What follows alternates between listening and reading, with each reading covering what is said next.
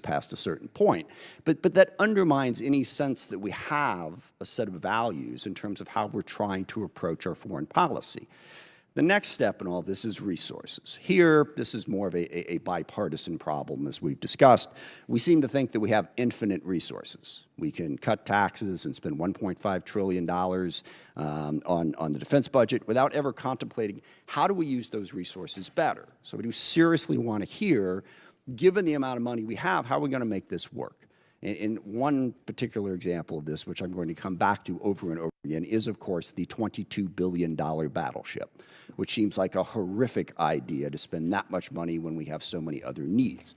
And by the way, for those of you who follow the whole poly market thing, if they're given the opportunity to bet, take the over on that. It's going to be more than $22 billion to build that battleship, and we walk down that road. So how are we husbanding the resources that we have in order to achieve our objective?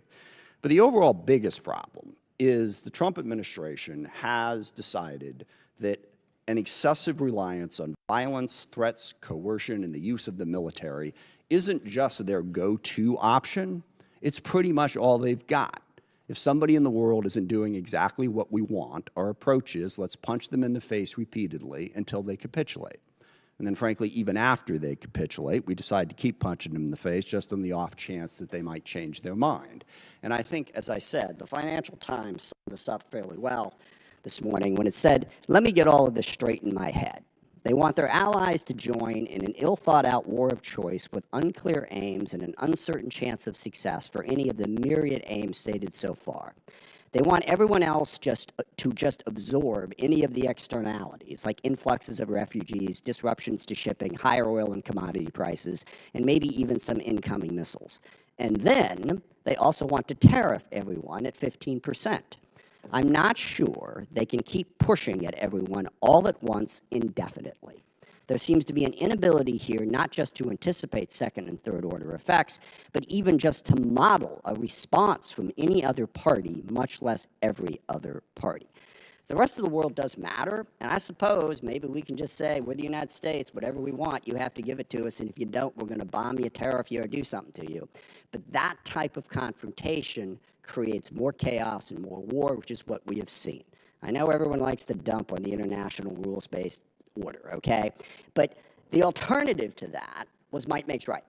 Was basically whoever's strongest, go take what you want, and we'll just fight it out. And after a whole series of world wars, called the war that killed 70 million people and blew the entire industrial world off the face of the map, we decided, let's try something else. It isn't perfect, all right? Not everyone follows the laws all the time, but it seems like what the U.S. has said is we're going to dump that entirely. And we're going to take what we want, when we want, and how we want, and the rest of the world can go to hell. I don't think that's going to end well. So I would like to see some kind of plan as to how other tools in our toolbox, other than just the military, diplomacy, aid, foreign aid, which of course we decided to cut off food and health care from hundreds of thousands of people so that they starved to death. That doesn't help either. Are there other tools that we think about other than just coercion, violence, force, and the use of the military? I think there should be. And I guess the final question I want you to consider is, when President Trump was running for office, he said over and over and over again, I'm not going to do wars. In fact, he very specifically said, if I'm president, we will not go to war with Iran. And here we are. So I'm genuinely curious, what changed? What changed from when he was a candidate to when he was in office that has led us to the level of conflict that we are now experiencing? Thank you, Mr. Chairman. I yield back. I thank the ranking member. I'd now like to introduce our witness, Mr. Elbridge Colby, as the Undersecretary of Defense for Policy. Thank you for being here, Mr. Colby. You are recognized. Mr. Chairman, Ranking Member Smith, thank you for the opportunity to appear before the distinguished members of this committee to testify on the Department of War's 2026 National Defense Strategy. The animating purpose of this strategy was to put into reality the logic of President Trump's common sense, America first, peace through strength approach. At its heart, as detailed in the 2025 National Security Strategy issued by the White House, this approach is channeled through the principle of flexible realism. That is, the effort to practically and realistically advance and protect the concrete interests of regular Americans. The core of a strategy, as the National Security Strategy eloquently describes, is to evaluate, sort, and prioritize. Needless to say, this is of special importance in the realm of war and peace. The heavy responsibility of effectively doing so motivated our work at the Department to produce the 2026 NDS, and we believe under Secretary Hegseth's leadership that we have done so. Under President Trump's leadership, and with your support in the Congress, the American military is and will be the world's finest, an unmatched fighting force that has impressively demonstrated its prowess in recent months, Operations Midnight Hammer, Absolute Resolve, and now Epic Fury. At the same time, we recognize that, as Secretary Hegseth has aptly put it, we cannot do everything everywhere all the time. This is, of course, a practical reality. The American military, while without peer, is not infinite in its application and resources. Potential opponents have been building their strength and capabilities, and it is not fair, just, or sustainable to ask the American people to bear burdens that are inequitably distributed with those of our allies and partners. As a result, we must prioritize, and this strategy does so.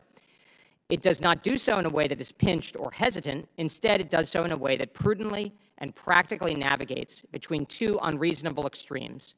On the one hand, an isolationism that pretends that we can retreat from the world and that a favorable stability will emerge. And on the other hand, an unfettered use of military force for overly expansive ends that would drain the American people's will and resources in unnecessary and overly ambitious conflict. This strategy, rather, prudently adopts a middle course that will actually put us on a far firmer, more successful, and thus more lasting course than either of these extreme alternatives. In particular, the NDS does so, we contend, by intelligently and strategically allocating our resources and that of our incredible armed forces towards the priorities that most affect regular Americans and where our efforts are most material and necessary to achieve American interests in the world. This is a reflection of common sense, America First thinking. As a deduction, the strategy is built on 4 pillars.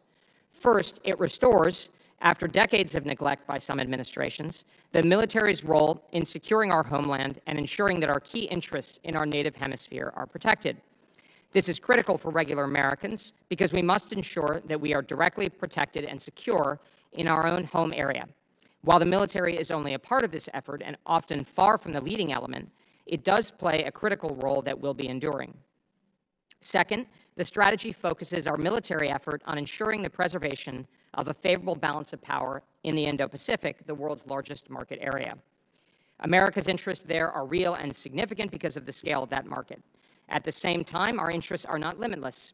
We do not need to dominate that region. Rather, we only need to prevent that vast and dynamic area from being dominated itself so that we can trade and interact with it on fair and reasonable terms for regular Americans. As a result, our strategy there is to deter China through strength, not confrontation. We understand that China is a very powerful country that is undertaking an extraordinary military buildup. That is a simple fact. At the same time, we are clear that we do not seek conflict with China. To the contrary, we seek to avoid it. We make clear that our interests with respect to China are scoped and reasonable. We do not seek to strangle China nor compel a change in its form of government. Rather, we seek to prevent China from becoming the hegemon of the Indo-Pacific. In particular, this requires, as the national security strategy clearly states, being able to deny the feasibility of successful aggression along the First Island chain. Because of its significance and the central importance of the military role in meeting this requirement, meeting this standard of an effective denial defense along the First Island chain is the primary focus of the U.S. Armed Forces. At the same time, ensuring our forces can pace to this challenging standard will ensure that the Department can always offer the President the operational flexibility and agility required for other objectives, especially the ability to launch decisive operations against targets anywhere, including as we see today in Operation Epic Fury. It is critical to emphasize here that our strategy is aligned not only with the interests of our allies in the Indo-Pacific, but with many other countries as well that are not formally our allies. These states seek to preserve their autonomy and thus their ability to chart their own national futures on their own terms. This, too, is our goal, as Secretary Hegseth eloquently laid out last year at the Shangri-La Forum.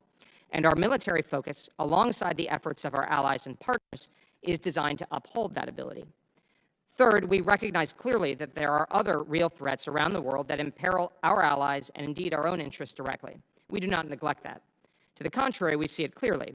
But we also understand that we need to allocate our own resources realistically and prudently, and that we must account for our allies and partners' ability and will to meet those challenges as well. This is why the strategy so strongly emphasizes burden sharing, which is its third pillar. The logic here is to encourage, enable, and wherever necessary, to press our allies and partners in other theaters to take primary responsibility for their conventional defense. This makes sense because, as is so often pointed out, we are allies with many of the world's largest and most advanced economies. As a result, we do indeed have an alliance network that has tremendous latent military power. Unfortunately, over the last generation, partially due to our own permissiveness and perhaps even hubris on this point, many of our allies have functionally demilitarized. This is untenable and unreasonable, and the fact is that our allies know it and are moving rapidly and substantially to step up. They are no longer, because of President Trump's leadership, fighting this scenario. Rather, they have now accepted they must step up and are beginning rapidly to do so. As a result, our approach has adapted to one of let's get down to business. In Europe, we are urging our allies to move to a model of NATO 3.0, in which wealthy European allies take the lead for the conventional defense of European NATO. On the Korean Peninsula, we are urging our South Korean ally to do the same vis-a-vis North Korea. And the good news, distinguished members, is that this is working.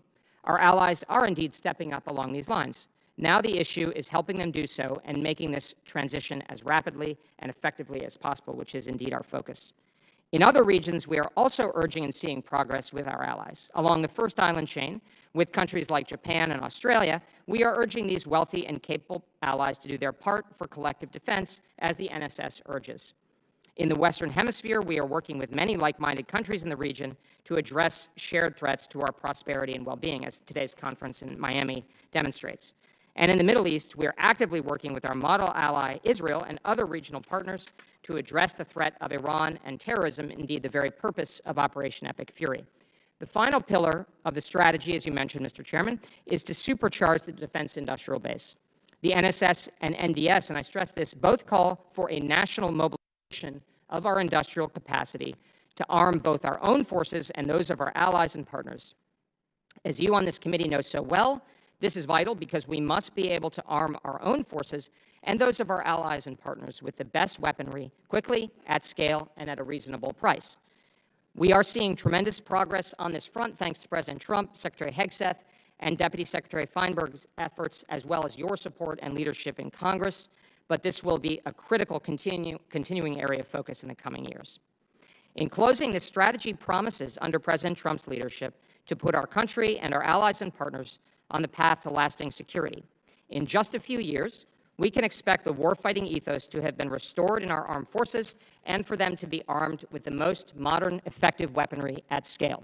We can expect our wealthy allies and partners around the world to have stepped up to do their part for collective defense and their own security.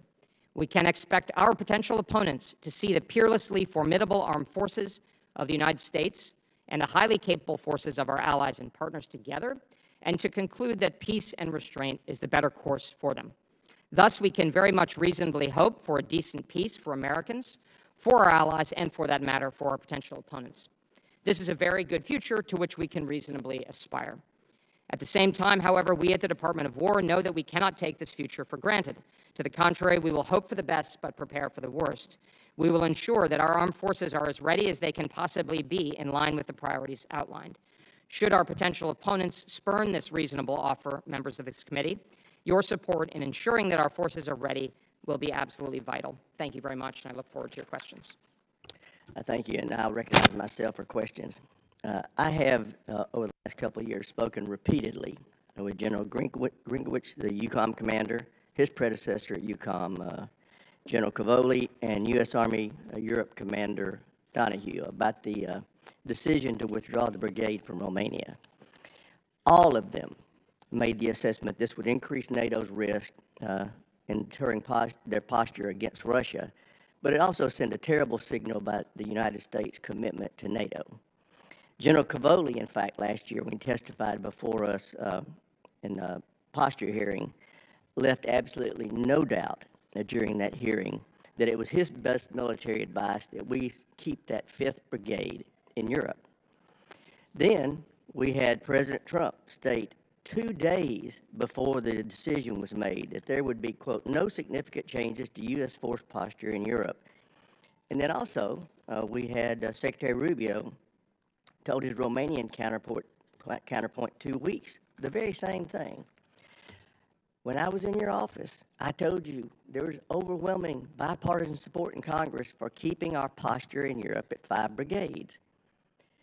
It's clear to me that you decided that pushing your agenda on U.S. force posture without interagency coordination and without regard to the President's opinion or Congress's was the way to go. Can you explain to me how you arrived at that position?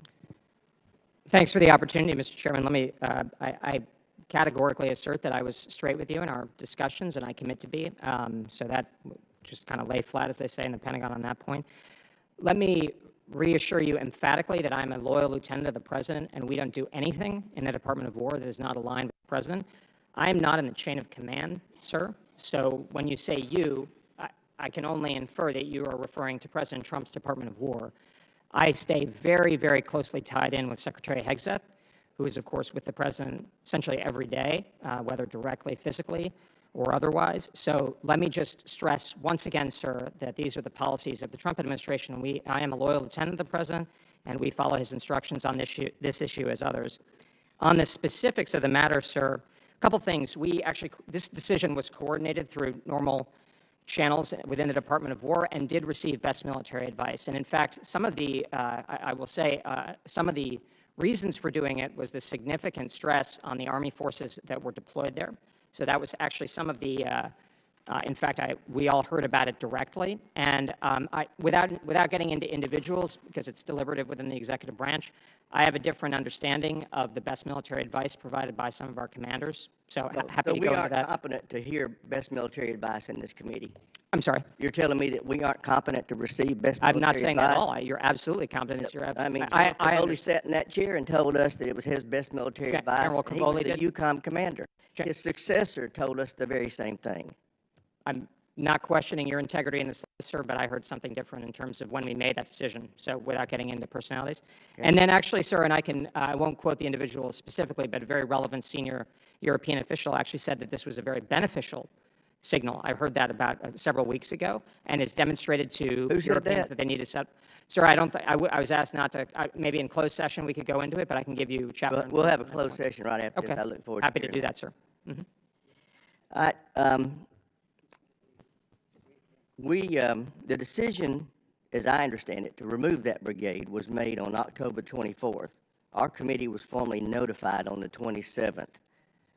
How can you characterize now telling us 3 days later that that's consultation with Congress, which you are constitutionally required to do when it comes to force posture decisions like that?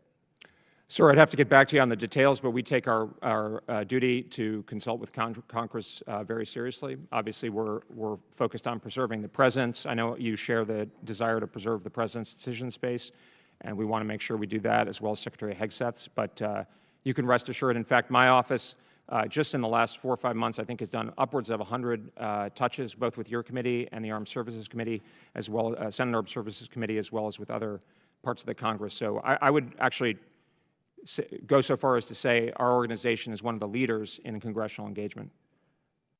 We see that completely differently. It's been like pulling I'd be teeth delighted, to sir, to make sure that we rectify that. I know Ms. Earle. And the SASC has had the same public statements, that it's been difficult to get information from your office. I think, sir, if I could maybe just say on that, if you look at, for instance, some of the leading members of the SASC, they've actually said that we have been doing a much better job. And we're not perfect. I certainly don't say that, sir. So welcome feedback. And, you know, it was very good to meet with Ranking Member Smith. I'd welcome meeting members from throughout. I know met with some of the members here, so you know, we're available.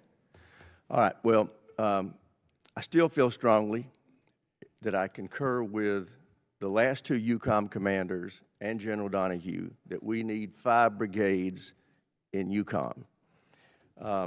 Having said that, we're at 4 now, thanks to the decision that came out of your department. Now, on September 25th of 2020, September 3rd of 2025, President Trump welcomed the Polish president to the White House. During that visit, when asked by a reporter whether the United States would continue stationing troops in Poland, President Trump responded, quote, We'll put more there if they want. We'll stay in Poland. We're very much aligned with Poland, period, close quote. Do you agree with the President's position that the United States will, at a minimum, maintain the 2 armored brigades that are currently in Poland? Mr. Chairman, you can rest assured that I will absolutely implement the President's guidance on that matter as on others. Okay, so we will not be dropping below 4 brigades in EUCOM in the foreseeable future. Sir, I want to be careful to preserve the President's decision space, and I'd have to go back and specifically look at what the President said and the instructions he's given us. But, you know, my point is that we will absolutely make it a point of pride and a point of focus to ensure that we're tightly aligned. We do that through, I particularly through Secretary Hegseth, who's with the President every day. So we have a very, very tight alignment with the President, and this is his defense strategy. This is his War Department, obviously with the Congress, needless to say. But you can rest assured, sir, that we are in tight alignment with President. I have a real concern about that. When 2 days after the President said there'd be no significant changes in U.S. force posture, you announced that you were taking a brigade out of there. But now, I would just stress, sir, that the Department of War, and I would once again stress that I'm not in the chain of command, so those decisions, I'm not even, and I don't presume to a level of authority that I have not been given by the Congress and the President. Okay. So I just, I'm here to represent the Department of War. These are decisions by the Department of War under presidential guidance. Well, I just want you to know, going forward, we feel very strongly that Congress has a say-so in these matters, and we're going to help y'all understand that in the coming months and years. Thank you, fully understood, ranking sir. member. Thank you, Mr. Chairman. A lot of different ways to ask this question, but the bottom line is, what does success look like in Iran? Basically, what are the objectives that we are trying to achieve, and what does it look like when we go, okay, we've achieved our objectives, success, we're done, we're out? Thank you, Mr. Smith. We're thinking a lot about this. I would say I can give you the perspective from the Department of War, which represents the direction that the President has given for the military campaign, which is specifically focused on degrading and destroying the power projection, particularly the conventional power projection capabilities of the Islamic Republic of Iran, and thus especially missile one-way attack drones capabilities and their production, as well as the naval forces of the Islamic Republic. How destroyed does it have to? Well, I think that's I mean, we're going to seek to do the best we can. I think we're on plan, as Admiral Cooper has said. I think that can nest with a variety of political outcomes, as the President referred to the other day. The Venezuela Two parts model. to that. I keep hearing that we're on plan, and I keep asking, and this is oversimplification, but I don't know, they had 10,000 missiles, now they have 8,000. And I keep getting told, yeah, we don't really have those specific information yet.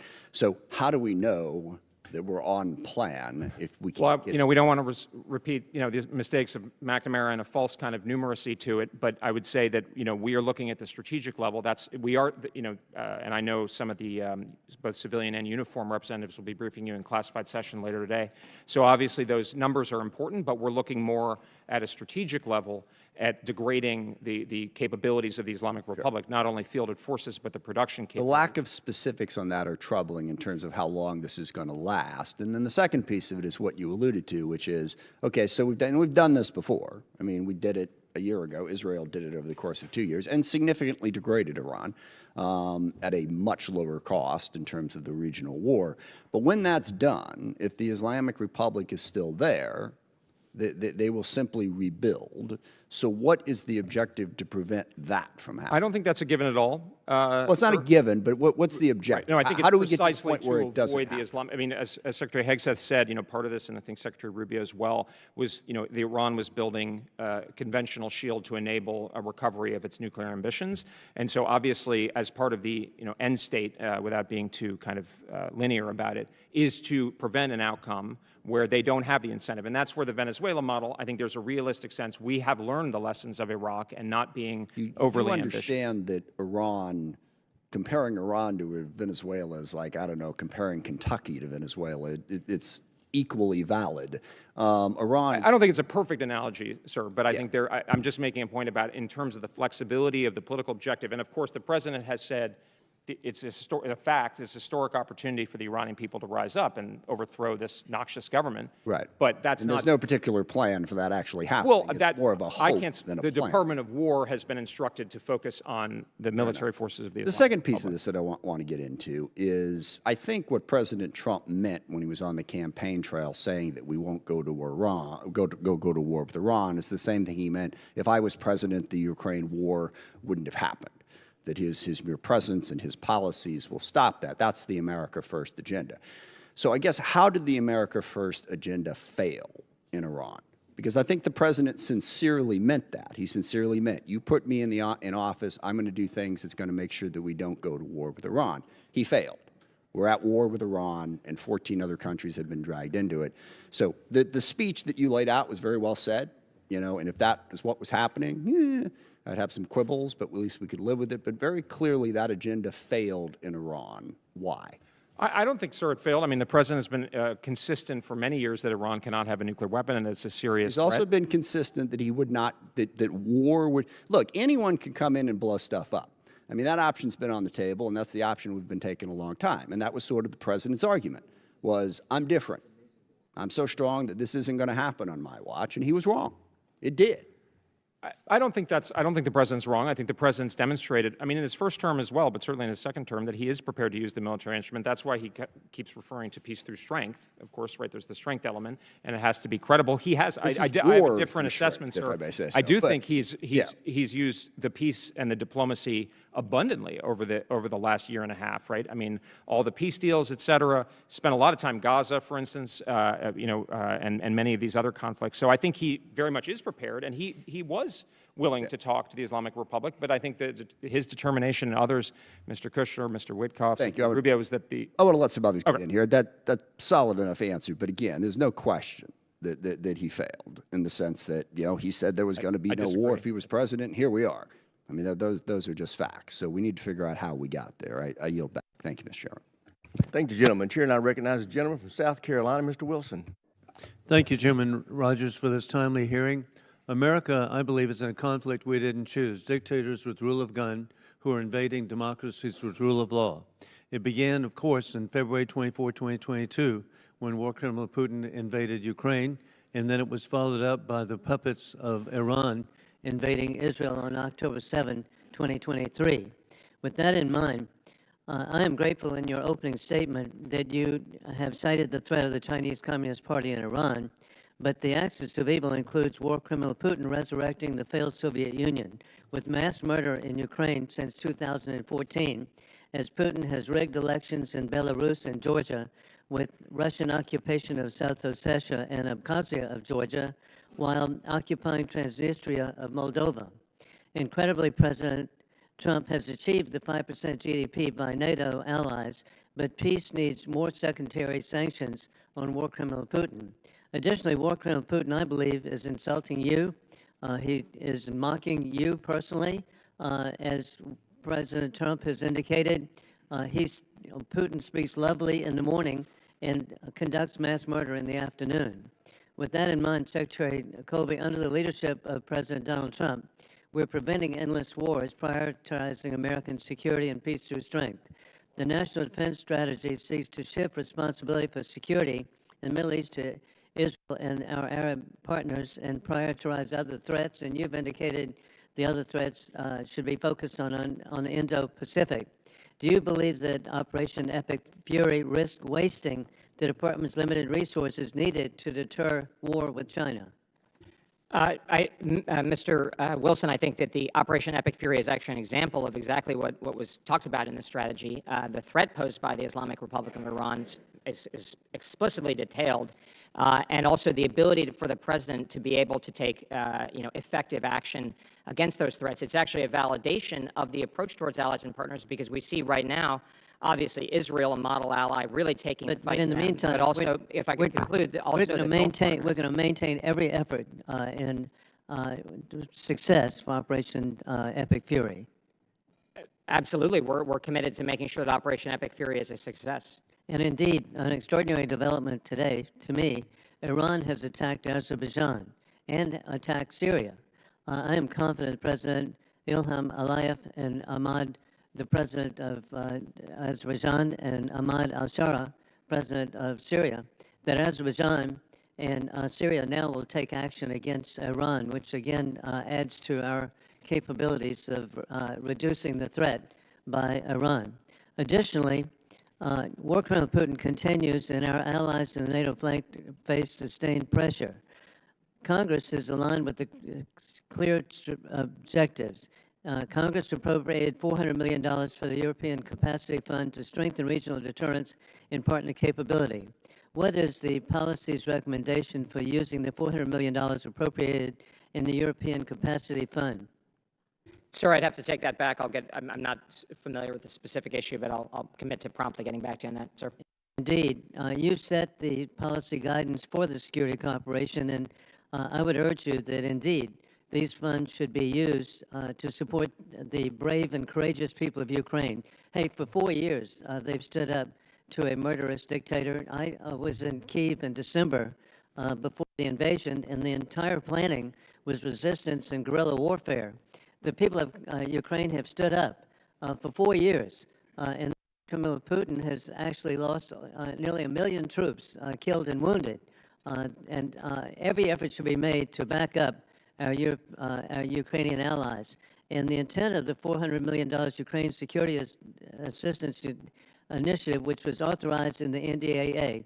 Additionally, President Trump has made it clear that the Baltics and Poland are model NATO allies.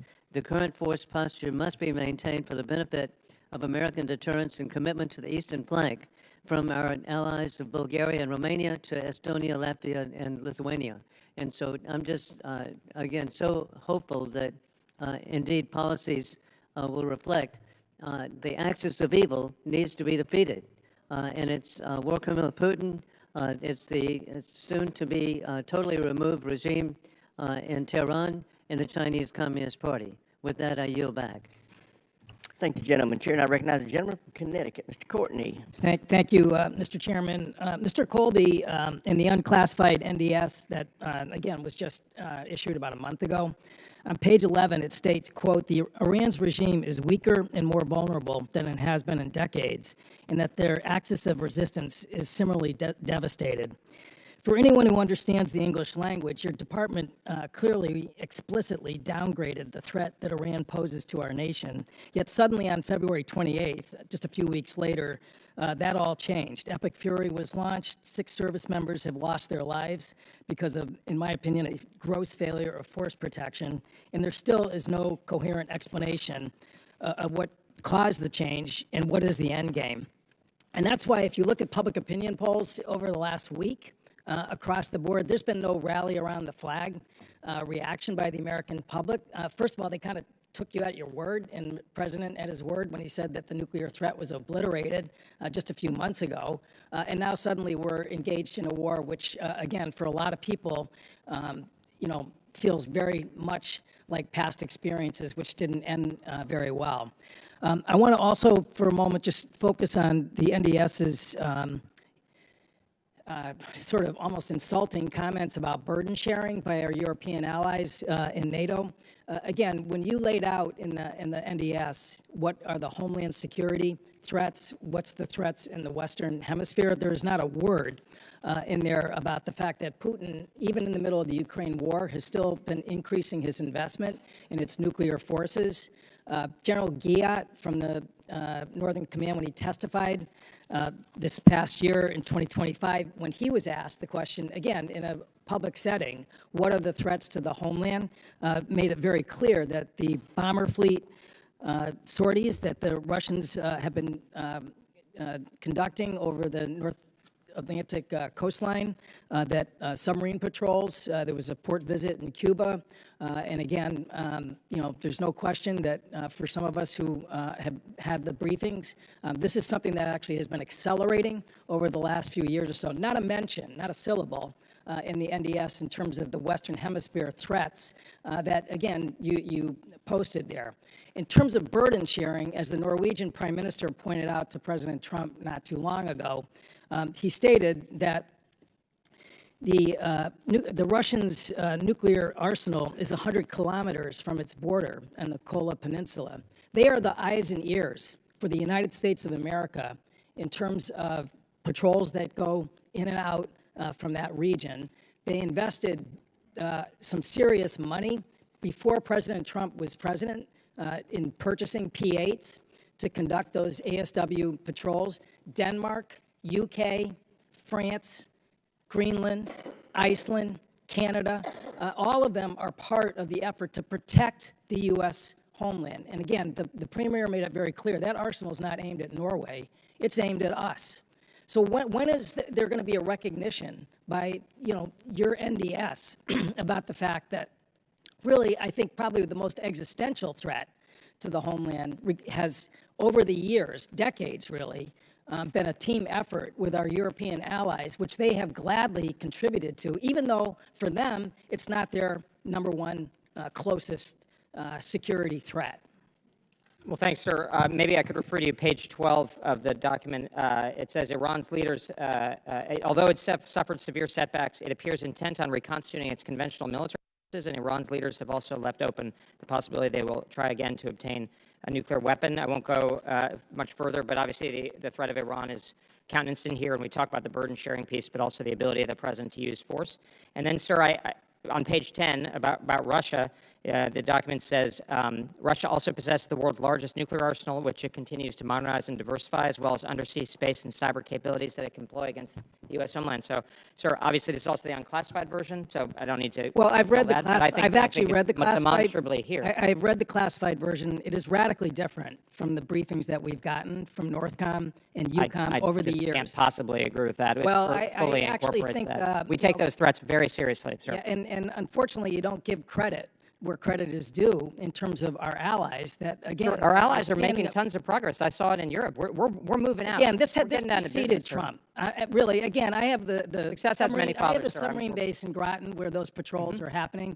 Again, that collaboration has been going on for Absolutely. many, many years. We think alliances are actually important and not just symbols, sir. That's the hack for what we're doing. And Well, they do it's too. working, sir. They do too. Indeed, That's what's I agree. missing in your NDS. It's working, sir. Gentleman, time expired. Chair, I recognize the gentleman from Ohio, Mr. Turner.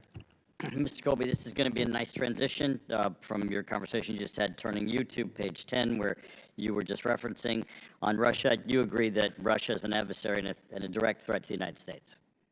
Russian military forces clearly pose a direct threat to the United States, of course, yes. Excellent.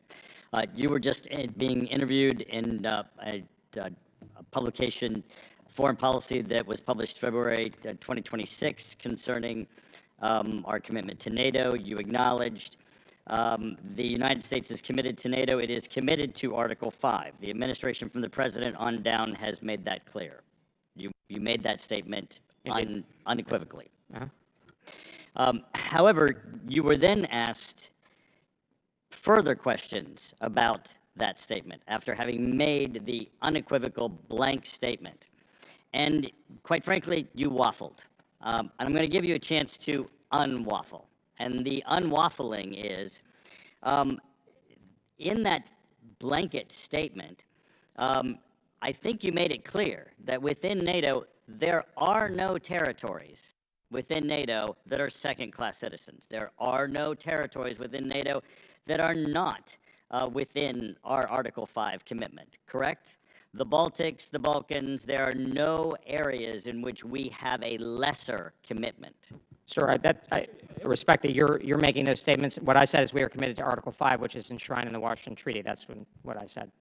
So to make it clear so that you're waffling, which goes on page after page, since you are capable of making the blanket statement, you are capable of saying that within the blanket statement of the United States is committed to NATO, NATO the aggregate of NATO, and is committed to Article 5, you are capable in front of this committee that is committed to NATO and committed to Article 5 to acknowledge that there is no territory within NATO, that there's a second-class citizen, and there's no area within which within our national defense strategy is a lesser territory. Sir, what I said and what I continue to say is that Article 5 of It's the a Washington yes or no Treaty- question, Well, Mr. Colby, and I'm a member of Congress. You have ability to say tremendous yes, that there is respect. no What I said, sir- lesser. is Article 5 of the Washington Treaty. It applies to all of NATO, of course, absolutely. Great, thank you. Thank you for that, because you didn't have to go on and to continue, which is what everybody's struggling with here. And I want to just say, I want to agree with the chairman. What's been so difficult, and which is really kind of gross, sitting here listening to you, is the chairman has said he feels like you're dishonest, right? And you have been so disingenuous. Every time you answer a question, you feel this need to just continue on in this, in these clarifications that are really very unnecessary. And that this clarifications that you give make us all concerned about your commitment to the truth. And I want to give you some of those clarifications that make me uncertain and really very concerned about the policy making within the department. You talk about the Trump administration when people ask you questions about the president's decision making. When we're asking about President Trump, you redefine it as the Trump administration.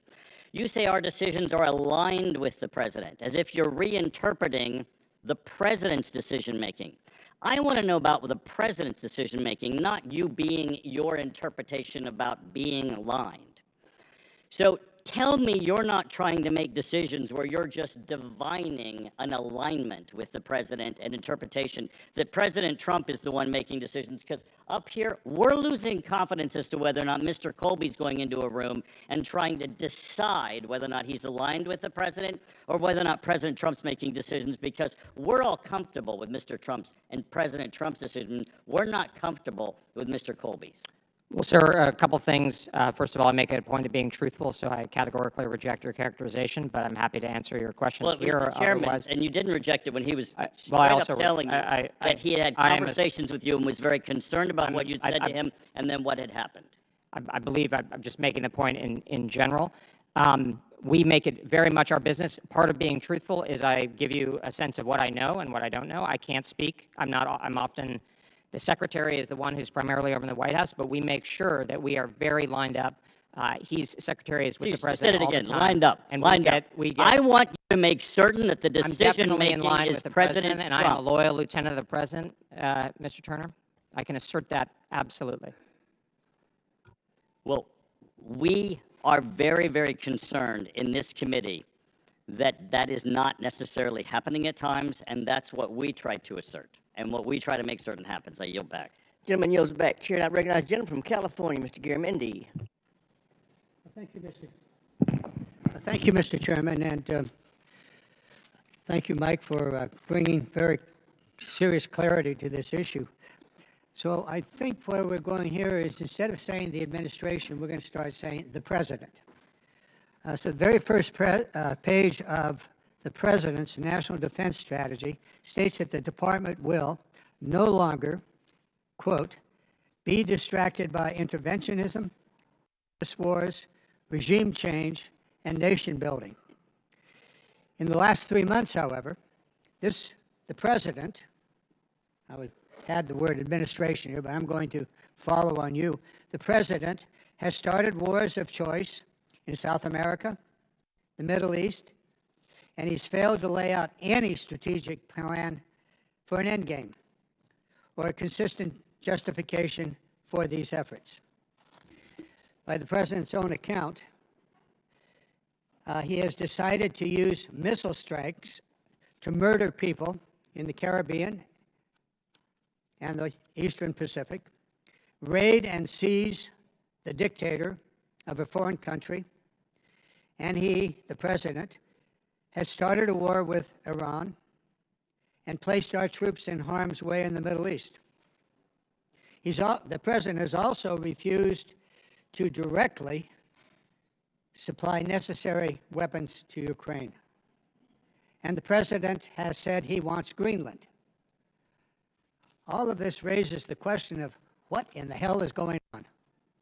What is the strategy? What is the purpose of all of this?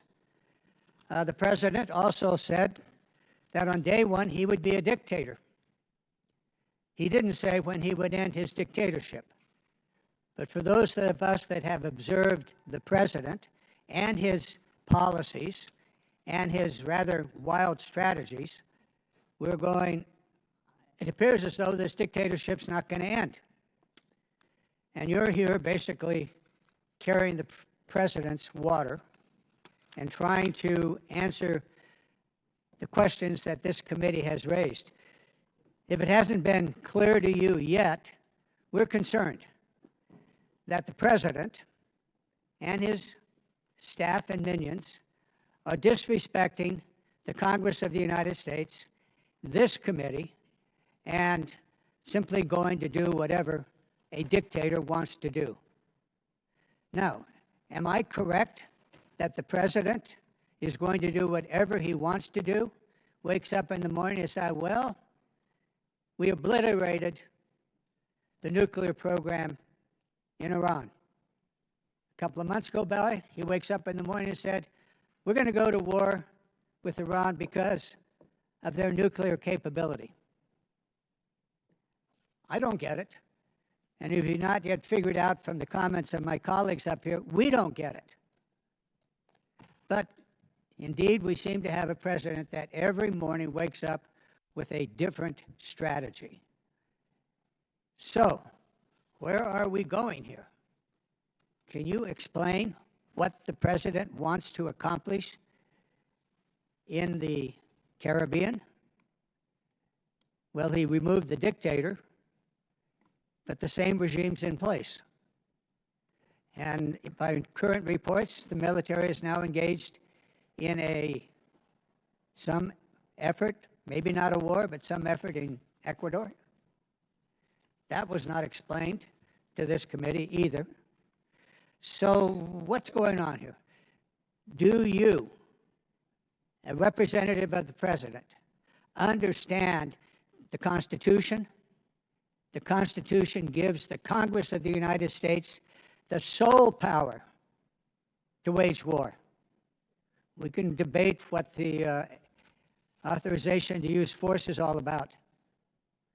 So please explain to me in the next 30 seconds, what in the hell is this president doing? I'm honored to be here as a representative of the president and to explain that I do think he's advancing American interests and putting them first. In the case of the Caribbean, he's going after narco-terrorists that have been directly contributing to the deaths of hundreds of thousands of Americans. And the Middle East, he's taking action against the noxious Islamic Republic of Iran, which I know on both sides of the aisle there's a shared sense of the threat. In the president's national defense strategy, he said he would not be distracted by interventionism, endless wars, regime change, and nation building, but that is precisely what's going on. Gentleman's time's expired. Chair, I recognize the gentleman from Virginia, Mr. Whitman. Thank you, Mr. Chairman. Thank you, Secretary Colby, for joining us. I want to pick up where Senator Wicker left off. Taiwan is not mentioned in the National Defense Strategy, and what we say publicly and what's in a document really matter. You know that the Congress has provided $850 million in the Presidential Drawdown Authority for Taiwan. You know that we provided $1 billion in the Taiwan Security Cooperation Initiative. And despite clear congressional intent and even the direction in your strategy, it doesn't appear as though any of those dollars have been executed by the department. What's the status of that funding? And has any of it been spent on defense material, training, or equipment upgrades for Taiwan? Congressman, I'm not exactly sure about exactly the status, so let me commit to get back to you with detailed information. Well, you told Senator Wicker 48 hours ago that you would do the same, that you would get back to him. So you're telling us that in 48 hours, Yes, still got within the don't know 48-hour window, what's sir. going on? So we'll make sure we're within that window or barely over it, and I'll ask your forgiveness if that's the case. It's concerning to me that within 48 hours, when you promised Senator Wicker that you'd get that information, that it's not forthcoming. Take that responsibility to engage with you seriously, sir. I want to get your perspective, too, on our efforts to work with partners and how we enable our partners. The president's asked our allies to do more. To their credit in NATO, they've all anted up and said that they're going to do their 5%, some of them at different paces. But by 2035, looks like everybody's going to be in line with that. We ask Europe to take the lead in what we're doing to counter Russia. And our message should, I think, be crystal clear. If we step up and make investments in the defense in cooperation with our NATO allies, and we need to be selling Europe our best weapons to make sure that they're in line with what the threat is on the Russian side. And I believe the President's America First arms transfer executive order sends that clear signal. But if our American allies can't buy U.S. weapons, I worry they're going to be in a really, really bad spot because there's no other place to go, and we certainly don't want them going to other folks out there.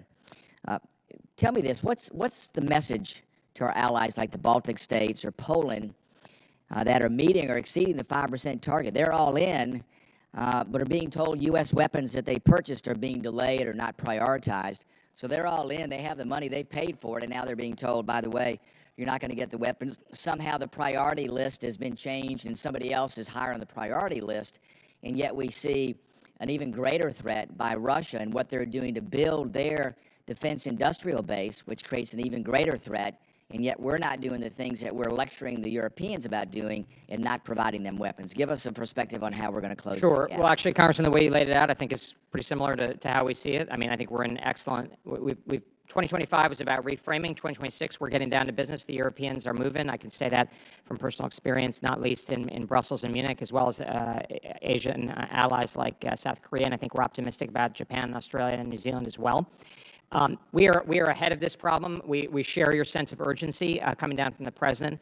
I think we've got three main things we're focusing on. One is the President's historic proposal for a $1.5 trillion defense budget. That is a massive signal of the seriousness with which he and we all take the situation, conscious of the resource issues that Mr. Smith mentioned, but that's a signal of how serious it is. Second, money is a critical predicate, but it's insufficient. We need to have better performance from defense industry, and that's why the President is convening defense industry leaders tomorrow. You have from the President, the Secretary, the Deputy Secretary, Undersecretary Duffy was here yesterday, absolute commitment to getting better performance, and I think you're seeing a lot of progress, because we all need to know, we want to be able to get our services where there are unacceptable timeline delays, but also green, our allies. And this is not a situation where there's picking and choosing and try to poke at people. We need everybody to be able to get what they need faster. And this, sir, is where I would turn it around to you and to the Congress, is where we all need to lean in together, also with our allies. This is where the conversation is. If I may say, some of the conversation in the last few minutes has been a little bit backward-looking. Where we are and where our allies' conversation is NATO 3.0, let's get down to business. For instance, we're talking very closely with the Germans about how they're about to make a very significant investments in defense. How do we scale that together to get the best outcome for both of us? Also recognizing that while we need American industry to be eligible in European and other markets, there's also going to be growth in the European and allied defense space, and that's actually to all of our benefit. That's where we're heading. I'm confident that under President Trump's leadership, we will be able to get through this transition, but we did need to have the clarity and continue to need to have that clarity. But if you look at Secretary General Rutte, he's singing from the same sheet of music as we all are. Very good. Thank you. I'll reiterate, too, that the chairman's focus on this year's NDA is growing the industrial base to make sure we can do those Absolutely, things. We have to do that at the speed of relevance. Support that as well, sir. Mr. Chairman, with that, I yield back. Gentleman yields back. Chair, I recognize the gentleman from Massachusetts, Mr. Moulton. Thank you, Mr. Chairman. Mr. Colby, thank you very much for visiting my office for a long discussion last year. I appreciated that engagement. My reading of the NDS is that it clearly ranks threats around the world, putting the homeland first, deterring China second, and everything else a distant third. Is that accurate? I think the homeland is obviously put first in the same way as it was in 2018. I think the first island chain is kind of the significant weight of effort that military focuses, as I said in my opening statement. So the strategy also focuses quite carefully on the risk of simultaneity, yes, meaning two simultaneous conflicts, either pre-coordinated or because an adversary takes advantage of us being tied down somewhere else. If that is a significant concern and China is the greatest threat, doesn't beginning a war in Iran not really help with deterring China? I think the strategy is not saying that we're not going to do operations, and this happened under administrations of both parties. It actually specifically goes into that. It's saying we need to be prepared for this, obviously the things I mentioned, but also the allies and partners stepping up, and we do see that actually in the Middle East right now. We see Israel, the Gulf partners, so one of the some things of our European that allies. we discussed in my office was concerns about magazine depth, which you've heard both from this committee and the China committee. Are you concerned about that today in the Indo-Pacific? I think I think we have anticipated this reality. We feel good about where we are. Just to be clear, you anticipated a war with Iran. No, we anticipated the need for dramatic action. That's exactly what the strategy says under the President's leadership, is we know we have very significant magazine depth across the force. That is also going to be able to support presidents of either party, et cetera, in the future, being able to use the military. But we need to get better performance, and that's why we're all leaning in on it. You're not concerned about the number of missiles that we are using in Iran today? I'm confident in the situation. Okay, that is not a view shared by many of the officers who work in the Pentagon. So to confirm, just to be clear, you're arguing that fighting a war with Iran helps to deter China. Is that accurate? Well, I think there's different debates about this. This is about the threat the Islamic Republic poses directly. That's sufficient for the justifying the action. And we have a scoped objective, and right now, sir, and you know this from your distinguished military background, we have gotten through a lot of the preliminary campaign of bringing down the air defense, and now we're getting topic, and we're using, as the president indicated, a lot more of the munitions, which we have in very plentiful supply. So I think we're going to be in good shape. And this, just, sir, I would. So just to be clear, you think we're going to be in good shape for deterring China because we're bogged down in the Middle East with a war against Iran, and we're not using. I think if we activate what the president capacity. and we are calling for, and with support from the Congress and better performance of the defense industry and better behavior and sort of contributions by allies, we're going to be in great shape. So let me just ask: Does that Operation Epic Fury deter China? I think there's an argument that it can have some deterrent effect. Just yes or no? What I do see is that I know what we want to know. Well, do you view? I can give you more specificity. We do see that others around the world, and conscious that we're in an open hearing, are very impressed by the prowess of the joint force and are. But do you think, as someone who's focused on China for a long time, absolutely, you think it deters? It contributes to deterrence. Yeah, I think that's fair. Okay, and yet for years you have argued that supporting Ukraine does not help deter China. So can you square that circle for us? I can, because, I mean, first of all, I'm a public government official at this point. This document and this efforts by our administration are precisely to get ahead of a problem. That's what strategy is about. This administration is getting after the munitions problem under the president's leadership and the secretary's leadership, and we need help from Congress, Republicans and Democrats, to say not only the money, but better efforts by our defense. Ms. Jacobs and I were talking about this the other day. But listen, we need better performance by our defense industry. I think that's something that's shared across. Mr. Colby, getting after our magazine depth problem is not shooting them all off in the Middle East. All right, I don't think that really helps. Now, look, you talk about a lot about burden sharing, and I think there's bipartisan agreement on the value of burden sharing. We might disagree on how we treat our allies, but we all want them to do our part. The NDS states the Department of War will empower regional allies and partners to take primary responsibility for deterring and defending against Iran and its proxies. Those are the words you wrote in the National Defense Strategy. How does the U.S. going to war with Iran represent our allies taking primary responsibility for the Iran threat? Well, I think Israel is a pretty excellent example of the kind of ally we want that is taking. I mean, they're taking. Oh no, just to be clear, Secretary Rubio said that we are burden sharing for Israel because we started the war on their timeline. So I'm asking how our allies are burden sharing for us. I'm sorry. Can you say that again? Sorry. I'm asking how our allies are burden sharing for us. Well, I mean, Israel is obviously doing it. We see it from the Gulf partners where there's a lot of munitions depth, et cetera. So, and actually some of the European, Canadian Prime Minister said. Okay, we're coming to the end. How many pages was your opening statement? I'll tell you, 1,700 words, 177 sentences. You devoted one sentence to the war in Iran and not one word to the 6 soldiers who have been killed in action. Do you think that's appropriate today? I have only the deepest respect for those soldiers and their families, sir.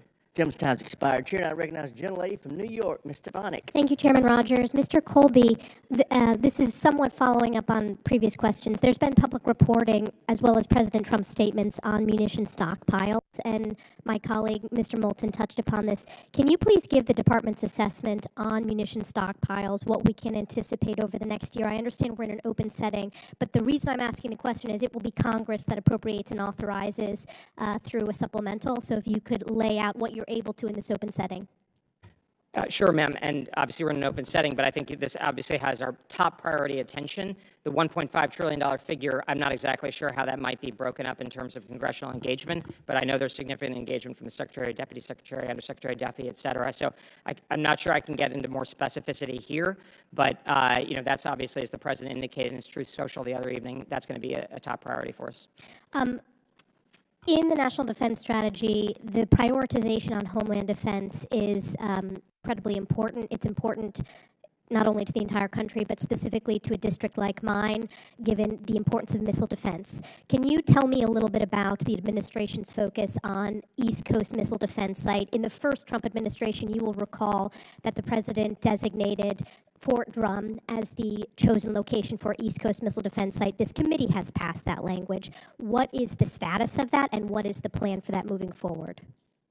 Ma'am, I'll have to get back to you as quickly as possible with an answer on that, just on the precise status. But obviously, the administration is committed to implementing the president's Golden Dome approach. So I think we see a strong future for missile defense. But I'll get back. And implementing the NDAA and the language in the NDAA with the selection of Fort Drum as. I'm sorry. And the intention is to implement the language in the NDAA. I have no reason to think otherwise, but I'll get back to you, ma'am. Okay. I guess just broadly, as you know, Mr. Colby, I represent the 10th Mountain Division, which I've just referenced. It's the most deployed division in the U.S. Army since 9/11. Currently, a brigade is deployed to the Middle East. Can you share a message to those soldiers and their families whom I represent in my district? These are families I speak with every single day as their member of Congress, and they'd appreciate to hear from you. Well, I think I can say on behalf of the leadership of the department that they have, our deepest respects and a sense of their honorable duty in a cause that is, very much in the American people's interest, and that we are thinking very carefully and soberly about, how we consider putting them into harm's way, so they can be confident. I can say, Secretary Hegseth is personally leading day by day, hour by hour, really focused attention, obviously, with the uniformed, seniors, the chairman of the Joint Chiefs, Admiral Cooper, et cetera. So I think they can feel they've got fantastic leadership under President Trump. Well, we are grateful for their service, and our hearts and prayers go out to the 6 service members in the U.S. military and their families for the ultimate sacrifice on behalf of our country. My final question, Mr. Colby, is, as we know, the CCP and the Iranian terrorist regime have long been close allies and partners, exchanging oil, munitions, and technology to repress their people. What is your assessment of the CCP posture today, and also what are your biggest concerns over the next 6 months to a year now that there has been the start of Operation Epic Fury? Well, thank you, ma'am. I think we're watching this very closely. I'd have to be a little elliptical in open hearing, but I think, as I mentioned to Mr. Moulton, they certainly have been impressed by the prowess of the joint force, the ability to operate so effectively together. So I think that's been a salutary message for kind of stability. My understanding is the Chinese, obviously, they're very dependent on energy resources coming out of the Middle East, so that's something they're watching very closely. One thing I think in the administration, from the president on down, the president doesn't use terms like axis of evil and these kinds of things. I think obviously we are, as Mr. Moulton put it, concerned about the potential for simultaneity, but we want to avoid it. So part of that is the military part, but obviously the president's diplomacy is designed to engage with our potential opponents, obviously from a very clear-eyed point of view, from peace through strength point of view, but that's designed to avoid that very outcome. And I would distinguish that from the last administration, where Mr. Sullivan, I think, spoke at the end of the last administration about how our adversaries, quote unquote, were aligned to an unprecedented degree. And if you go back and you look at Henry Kissinger as something, the standard for a successful American foreign policy, you don't want everybody ganging up against you. And I think the president is very clear-eyed. Obviously, he's very realistic, but he's willing to engage in diplomacy from a realistic frame. And then our job is to provide that peace through strength approach, for instance, in the context of China. Thank you. Yield back. Again, ladies, time has expired. Gentleman from California, Mr. Carvajal, is recognized. Thank you, Mr. Chairman. Mr. Colby, thank you for being here today. And finally coming to this committee. I think many of my colleagues in this room from both sides of the aisle agree that communication coming from the department to Congress has been lacking. Trump has consistently said his administration is the most transparent in history. And I assume that that is something you take to heart. I'm going to ask you a few questions, and if you could not filibuster and answer the questions as simple and straightforward as possible, I would appreciate it. How much does the department spend per boat strike in the Pacific and the Caribbean? Sir, I don't have that information, so I'll get back to you on it. How many pounds of fentanyl have been destroyed in these strikes? My understanding is quite a bit, but I'll have to get back to you with a specific answer. In total, how much has been spent to date on boat strike operations? Sir, I'll have to get back to you with a specific answer. Southcom and SOCOM did not have funding appropriated for these appropriations. What accounts were used for these operations? Sir, I'll have to get back to you with an answer. Obviously, I'm not responsible for primarily for the budget. Mr. Colby, is it safe to assume you were involved in decisions and discussions leading to Operation Epic Fury? Sir, I've been involved in, most of these kind of policy and strategy-related decisions. The president recently said he has a very beautiful plan for what comes next in Iran. For the sake of transparency and for us on this committee and the American people, could you please share what Trump's so-called beautiful plan is? Well, sir, as I said earlier, my work is mostly in the Pentagon, so I, rely on, our secretary and the chairman who are over in the White House. I wouldn't add or say anything to presume to interpret the president's words, but we're paying a lot of attention to making sure, as he has instructed, that we have a good outcome and a sustainable, intelligent one that serves Americans' interests in a lasting way. Mr. Colby, we're not getting some answers from you. We're getting a lot of rhetoric and oftentimes no answers to our questions, no information. In the National Defense Strategy, our allies are criticized for, and I quote, investing in domestic programs. To a majority of the world, investing in domestic programs is also known as governing and taking care of your citizens. And I get this criticism was made in the context of allies not investing enough in defense. But even when a country is doing everything right, they seem to be punished by this administration. Take the Baltic nations, NATO's eastern flank, for example. They have consistently led defense spending by GDP in Europe, each topping 3%. And despite this, the administration attempted to zero out programs like the Baltic Security Initiative. What else should a NATO ally be doing, in your opinion, if their commitment to defense spending isn't enough to have this administration's support? Then what is? Sir, I find it a little paradoxical that, it sounds like you advocate for more domestic programs. It's the American people who've been paying to indirectly subsidize. And don't take it from me, sir. Minister of Defense Collins from New Zealand has made this exact point. Secretary Bessent has pointed out that $22 if you could just answer my question, I would appreciate it. So our allies have invested in their domestic societies. That's not fair. I mean, it seems kind of common sense to me, but it's also not sustainable. And the Europeans and the others, they're not contesting it. What do they have to do? Sir, they just to gotta step up and do their invest part. heavily in defense? And sir, let me be very clear. We are actually adapting. So, I mean, if you look at my travels last month to Brussels and to Munich, that was the message, and that was the message the Europeans perceived. And I would say a lot of this is a little bit, we're behind the target because we are actually working with our allies. They're not fighting the scenario. Everybody knows. I reclaim my time. Sir. Let me ask you a few basic questions. Is Russia's illegal war in Ukraine a threat to the United States? Sir, we're all supporting the yes or end no? of the war in Ukraine. Just yes or no, and Mr. sir, Colby. we take the Russian military Mr. Colby, capability how very- simple is it to answer yes or no? We're taking the Russian military threat seriously, sir. Yeah. Is Ukraine a friendly country? Is it a friendly country? Yes, I think so. Thank you.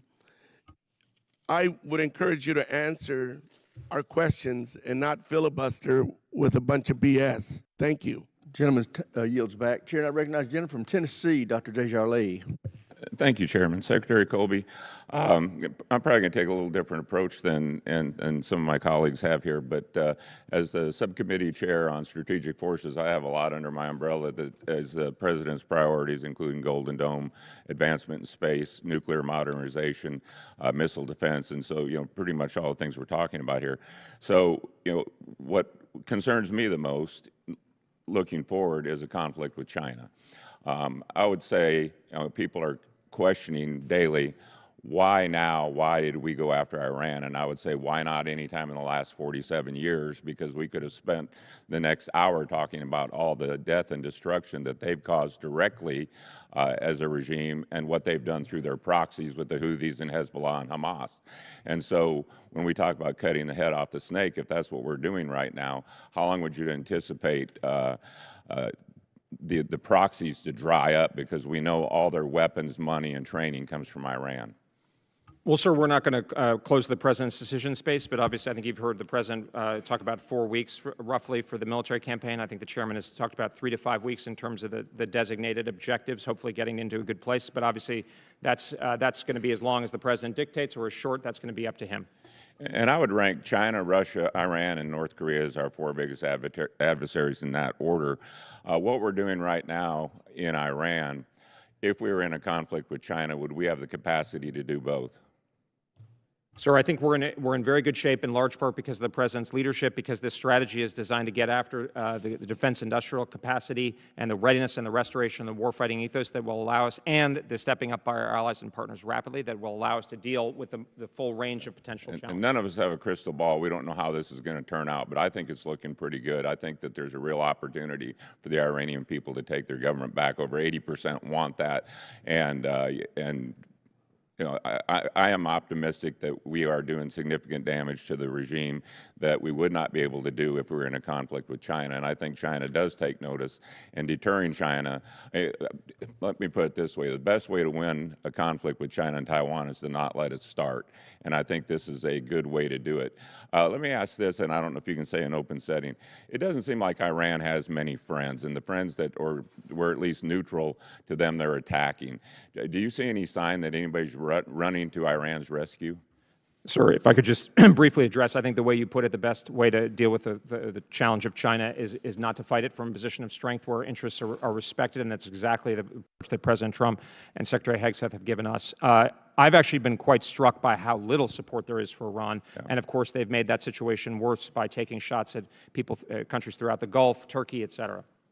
Yeah, and I think Trump we were not happy with what he did in Romania by pulling troops without telling us about it. I mean, we're on Team America. This committee is probably one of the last bipartisan committees in Congress that I can see, and we're on your side. And I do ask that we get better communication, because we want to help you, and we want to help America, and we want to do this right. And we can't do that without better direction, better clarification, and the fact that we feel like you trust us, because we do have to speak to our allies and their ambassadors and all that. And if what we're telling them is not consistent with what the president's doing, it makes our job much more difficult. China is projected to have over 1,000 nuclear warheads by 2030, vastly surpassing our capacity. They're also heavily investing in area denial systems and massively in ground test infrastructure compared to what we have in the United States, advancing in hypersonics, and their shipbuilding capacity is probably 230 times what the U.S. is. So how does the national defense strategy hold China at risk and pace in fight with all these advancements? Well, thank you, sir, and maybe I'll answer those questions together, and I appreciate your trust, sir, and I appreciate also your points about communication. I think, as I said earlier, we've been leaning forward on the policy side over the last 4 or 5 months, so I think we've got a good track record, but we can always do better, and I'd welcome myself or my team both sitting down with you and your staff, others who are interested. We're an open door and would welcome the communication. Obviously, we now have a settled framework, obviously reflects the Secretary, but with, on down from the President, alignment there. But I would say on that issue, we're actually thinking about a nuclear strategy. We're not going to do a formal nuclear posture review of the whole, bells and whistles, because I think the first term, President Trump's NPR, a lot of the things set out publicly were superb. But we are going to focus in on a few problems that I can't get into in an open setting, but welcome talking to you and your team about that if that's of interest. Gentleman's time's expired. Chair, I recognize the gentleman from California, Mr. Khanna. Thank you, Mr. Chair. Secretary Colby, good to see you. As you know, I've read your book, Strategy of Denial, and I've appreciated your counsel in the past. How many major wars has China been in since 1979? I think 0. 0. I mean, the Vietnam-Chinese War in '79 was their last major war. How many major wars has the United States been in since 1979? I'd hesitate to give you a figure, sir, but, 3 Dozens? or 4 or 5, I don't know. 4 or 5 major ones and probably dozens of interventions. And in the past, you've written eloquently, and I know you say it's your personal opinion, but you've written eloquently about how draining resources into the Middle East, which has very little % of the GDP, is actually a strategic disadvantage versus China. That basically China is free riding, they don't fight the wars. We've been spending all this money on these wars in the Middle East. I understand you work for the president, but how do you reconcile this view? Because one of the reasons I respected you is you said, look, we're getting in all these wars in the Middle East. Iran's like 0.44% of the GDP, and we've got to be focused on China. Well, thanks, Congressman. I'd turn it back to some of our conversations, if I may say. I think I've always said that Iran is a threat, and we're going after it with scoped military objectives, and that's what I committed to in my confirmation hearing almost exactly a year ago. So I think this is, I'm very supportive of this effort of Operation Epic Fury, and I know, and I personally am involved. I wouldn't overstate my involvement or influence, certainly, but I know from the top down, we are thinking about how to make sure this is net beneficial for the American people. But the real answer, sir, is in the industrial policy kind of discussions that you've been leading on your side of the aisle, but there's, I think, consensus on, which is we've got to be able to produce at a higher level more quickly the best stuff, but also lower cost stuff. And that's why, the real message of the strategy, and the strategy is more of a heuristic or a framework than a particular, settled point in time, is rather to say, we need a national mobilization of our defense industrial base. And, sir, I think that's what you've been saying. That's the nature of our and I appreciate that. Let me ask it this way, because I get you can't contradict the president. What are the biggest risks of the operation continuing in Iran? Is it sort of the munitions drain? Is it the treasury drain? What would you say? My hope is you'll be one of the voices in the administration saying, let's end this quickly. What do you see are the biggest risks? Well, I think there are a range of risks, and they have to be weighed against the significant benefit of obviously, kind of at minimum, the significant degradation or destruction of Iranian conventional military power and the possibility of a dramatic change to a much friendlier Iranian government. The military campaign is not riding on that as a designated outcome, but we're hoping for it, and that's a lot of that's in the hands of the Iranian people. I think that a lot of it would be, and something to say on the munitions piece, sir, is that we've gotten over top now, or we're getting over top, our forces are getting over top, so they can use a lot of these munitions that we do have, as the president said, in much more plentiful supply. I think we're conscious of the risks. I mean, we know this is part of the reason for it. The Islamic Republic has conducted terrorism in the past. We're very acutely conscious of that. But I think a goal, this is what, this is not Iraq, I guess, 3.0, right?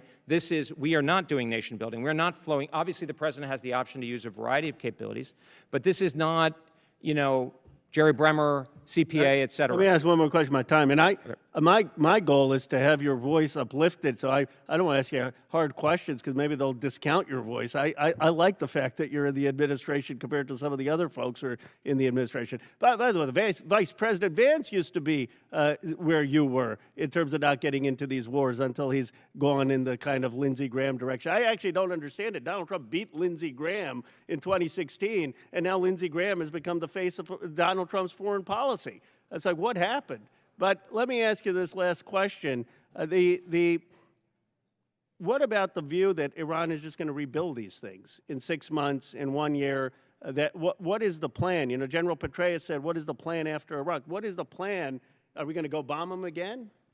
Well, I think that's a great question, sir, and that's the one that we're wanting to make sure, and part of the reason why the industrial capacity is such a part of it, and I certainly am thinking about General Petraeus' famous admonition, because that's a critical part, and this is still, obviously, the conflict has just begun, but we need to, day by day, in a dynamic situation, make sure that we end up, and we don't, and the president has said that, we don't get right back into it. You're a serious person. I hope this doesn't hurt you more than help you, but I've always found you to be engaged with intellectual honesty, and I appreciate some of your writing.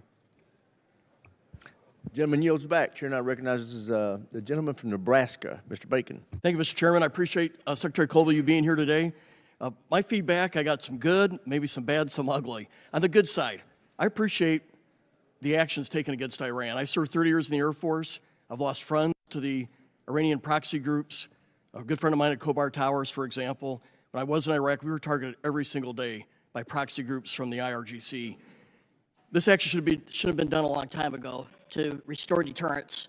And I can't think of a better group of folks to target than the Ayatollah and his henchmen, because they have over 1,000 Americans' blood on their hands. I appreciate the action taken against Maduro, who took the most wealthy nation to the poorest nation in South America.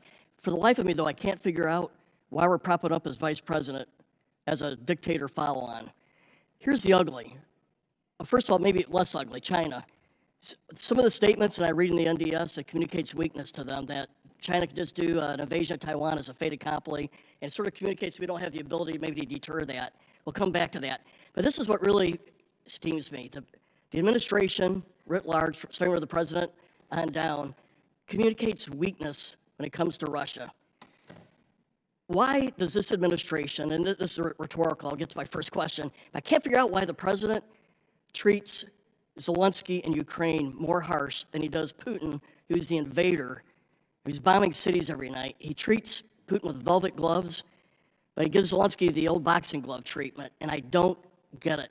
There's like a moral blindness in this administration when it comes to Russia. And you see it in the NDS with one line on Russia, one line. A whole page is on Europe, and attacking Europe or criticizing Europe, and one sentence on Russia. It just bothers me. When I read the NDS, and I'm a history guy, and I've read the previous NDSs here, and as a general and colonel, I read the ones going farther back. This reads a lot like 1890s national security strategy. Western Hemisphere, spheres of influence, homeland security, as if we never fought a world war. It's as if we never had the Cold War. It's as if we never had the war on terror where we had allies fighting with us in Iraq and Afghanistan. So I'll get to my first question. In the NDS, it does say there has to be clear accountability.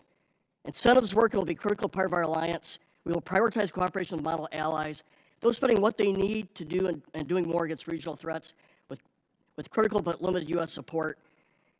I can't figure out why the Pentagon said they didn't want to do the Baltic Security Initiative and also talk about withdrawing forces out of the Baltics when they lead the way. They have the highest level of defense spending.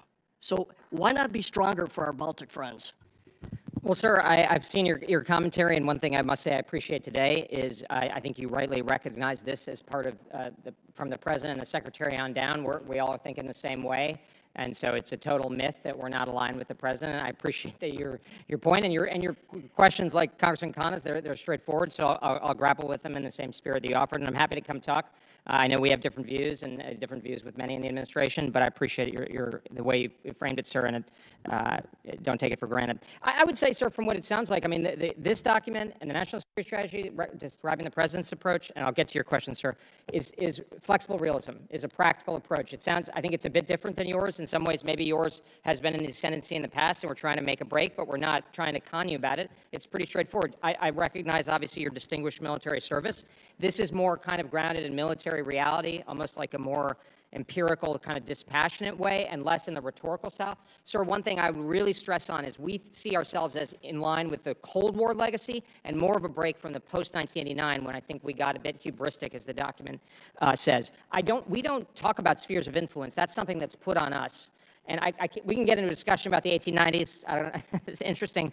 On Baltic Security Initiative, let me get back to you we are not trying to punish the Baltic states. The president has been clear that our wealthy allies should be prepared to step up. We're looking at this all in a pragmatic way, with generally trying to get Europe moving the same direction. Just as your predecessor, sir, said about China, the goal with Russia is to avoid a war while we're, and to Mr. Turner's point about protecting NATO, but we got to do it in a militarily realistic way, and you know this very well, sir. So my opinion is if Ukraine prevails, our world is a much darker, worse place. We're going to be spending a lot more money. We should be doing more in Eastern Europe, particularly helping out Ukraine right now with weapons, sanctions, but the president does not communicate that, and it's really, I think it's his biggest failure right now, because you look at every poll, you look at 30 different issues, Ukraine polls second worst or the worst in every poll, and it's because he communicates weakness. I hope you take that back to the president in the White House. Thank you. Jim's time's expired. Chair, and I recognize the gentleman from Massachusetts, Mr. Keating. Thank you, Mr. Chairman. Mr. Colby, you said throughout this hearing that you're consulting with the president, the vice president regularly, a great conversation. In fact, you said that you don't do, this is, I think, your earlier testimony today, you do not do anything not aligned with the president. So I have a question for you. In last July, it was reported that your office suspended U.S. weapons shipments to Ukraine, including but not limited to precision-guided rockets, 155 munitions, and Patriot missiles. And This risked Ukraine lives. It undermined our credibility, not just with Ukraine, but with our allies, the 50 countries that are part of this alliance, and it made it harder to get to an end to this war. And this decision seemingly took place out of nowhere. Now, this took place at your office, yet the president was asked about this a few days later in the Oval Office, and he denied making any order to suspend this. He said, I'll be the first to know. In fact, most likely I'll give the order, but I haven't done that yet. So the president, who you're in consultation with all the time and you're always aligned with, well, he disagreed with this. He said he didn't do anything. He said it didn't happen, even though it did, and it's your office. So tell us who made that decision. Did the president make the decision the way he alluded to, or did you make that decision? Now, the president said from the Oval Office that he didn't make that decision. So who did? Who made that decision that caused such great risk that I just outlined to you? Was it you, sir? Would you like Since me to it's answer, your sir, office. or no? Yeah. Would you like me to answer or no, sir? You're ready. Okay. Well, let me just clarify something, sir. I'm particularly focused on my interactions with the secretary who interacts with the president. So just to be clear, not to overstate my access to the president, I wouldn't presume to do so. But obviously, we make a point of staying. Well, I make a you personal don't point of appear staying. in concert with the president on this. I'm aligned, totally aligned with the presidential intent. Well, then explain. I can answer your question. Explain sir. how you weren't aligned in this instance. Well, sir, I think we are aligned, and I'll get to that in a second. First of all, I'm not in the chain of command, so I can't order something, and I wouldn't. It was your office. So tell me who made that suspension decision. So there is a memorandum, as has been described before, that lays out a framework for making intelligent decisions. No, I don't want this. Listen. That the secretary can recommend to the president. And then, sir, what we've done, and Please, I'm reclaiming my time, Mr. Chairman. Listen, you're getting a chance, maybe, that you're not getting all morning, to deal with a specific instance, a specific time that requires a clear-cut answer. So don't give me policy or framework. Well, I'm asking you, who the hell made that decision that endangered so many people's lives? Sir, there's a memorandum. Everyone's, you're like the three monkeys. See no evil, hear no evil. The alleged pause, we did not, I'm not in a position to order a pause. I didn't order a Then pause. who did? Presumed to order a pause. I don't actually know. The president I'm not did. sure. By his own We can admission. get back to you with a more How can detailed you answer. be in your position? But one thing I can in your say- office, sir. This is your office. This is your responsibility. Right. I'm a and policy you can't tell advisor, me sir. who made a decision like that jeopardized the lives of so many people. The framework in the memorandum is not designed to. I don't want the aid, framework. sir. I'm That's reclaiming what my we time provide. again for a second. And sir, I asked you. What I've I didn't provided ask you is about the we've been framework. very You're trying to involved talk in the over me. Pearl Initiative, It's my which has question provided to you. Ukraine Who? in an ongoing way with weapons. In fact, sold by the United States in line with presidential intent, which I All right, assume let me you move agree on with. here. And I had the privilege to let me represent move on the with the department at the chairman asked a UDCG question last of month. you about the movement of troops just days before we were going to have something in the national and the NDAA requiring consultation with us. But you moved 700 to 1,000 troops out of Romania. Why Romania? Sir, we made the Secretary ordered a decision, obviously in line with presidential intent, to repurpose our forces based on. Well, let me military ask you a advice that I question just because talked I'm about running with out the of chairman time. as Let me well. ask you a question. So, Are you have good conversations with the vice president? Were you aware that the vice president gave scathing attack on Romania about their elections in Munich? Did that have anything to do why Romania was singled out for these troops to be moved? Sir, I'm not going to go into particular deliberations, but we make the decisions. That's what we you're make here the for, sir. recommendations With all to due the respect, Secretary and ultimately you're the here in President front of based this on committee. military logic I'm in sorry. line with the You said I'm not going to National give Defense Strategy and information National about Security deliberations. Strategy. Then what are you doing here in front of us? I'm trying to communicate with you, sir. Well, you're not doing a good job. I yield back. Thank you. I recognize myself for 5 minutes now. Undersecretary Colby, I want to thank you for your leadership in delivering this national defense strategy that puts the interests of the American people and the security of American warfighters first. Under President Trump, we have already witnessed this strategy's peace through strength goals and actions with decisive victories in Operations Midnight Hammer, Absolute Resolve, and Epic Fury. These are simply unprecedented victories for our country. Under this national defense strategy, there remains no doubt that the critical interest of America and its allies will be defended, and our military will be prepared to fight and win if necessary. I want to ask you a real quick question. You and I have talked about this a little bit before. It's a kind of a little different pathway here. But the NDS identifies the department's priorities in Africa as preventing Islamic terrorists from using regional safe havens to strike the U.S. homeland while empowering allies and partners to lead efforts against other terrorist groups.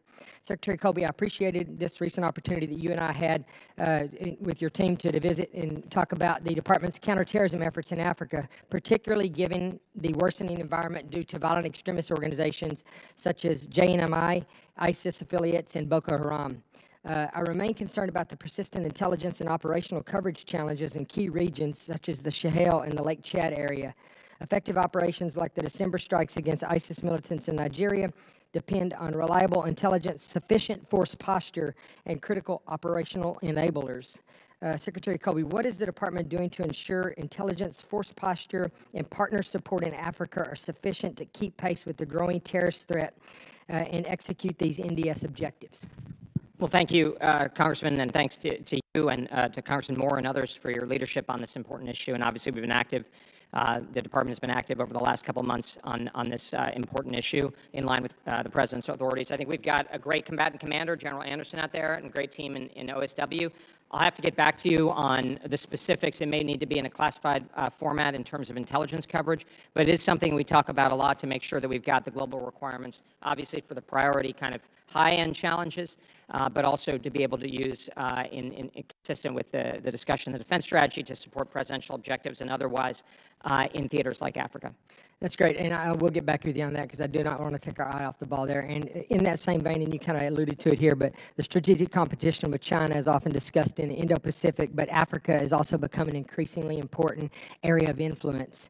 China and Russia, of course, have been increasingly militarizing the continent, expanding their economic, diplomatic, and security footprint, and seeking basing for strategic assets that could threaten our homeland at some point. In the context of near-peer conflict with China in particular, how does the NDS approach Africa as a vital supporting theater, and are we aggressively doing everything we can to undermine the efforts of our great power competitors to prepare for war with the U.S. executed from the continent of Africa?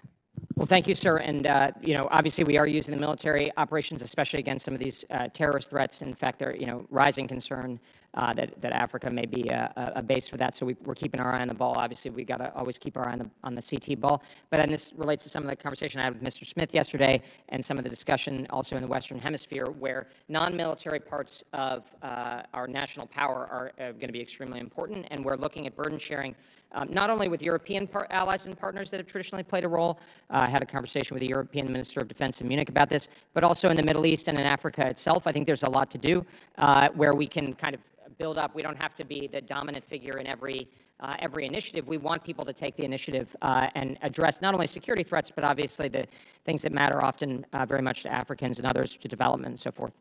Thank you. Under President Trump's leadership, the Department of War has returned its focus to putting America first, ensuring our warfighters have the capabilities necessary to fight and win, and advancing peace through strength. I would also like to take this opportunity to thank the brave men and women of our joint force who, without their leadership, execution of the strategies discussed today would not be possible. And I thank you for your time. And with that, Mr. Crow, you're recognized for 5 minutes.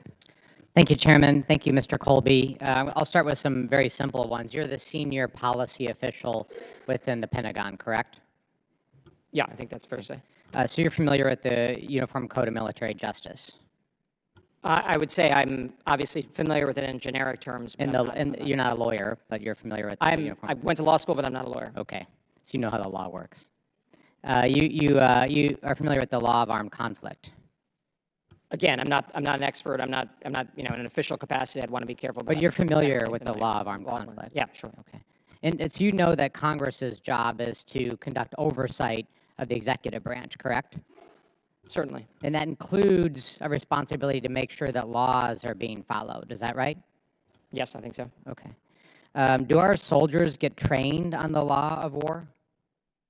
My understanding is that they do. Our service members get trained on the law of war. I'm not an expert on that, but that's my understanding.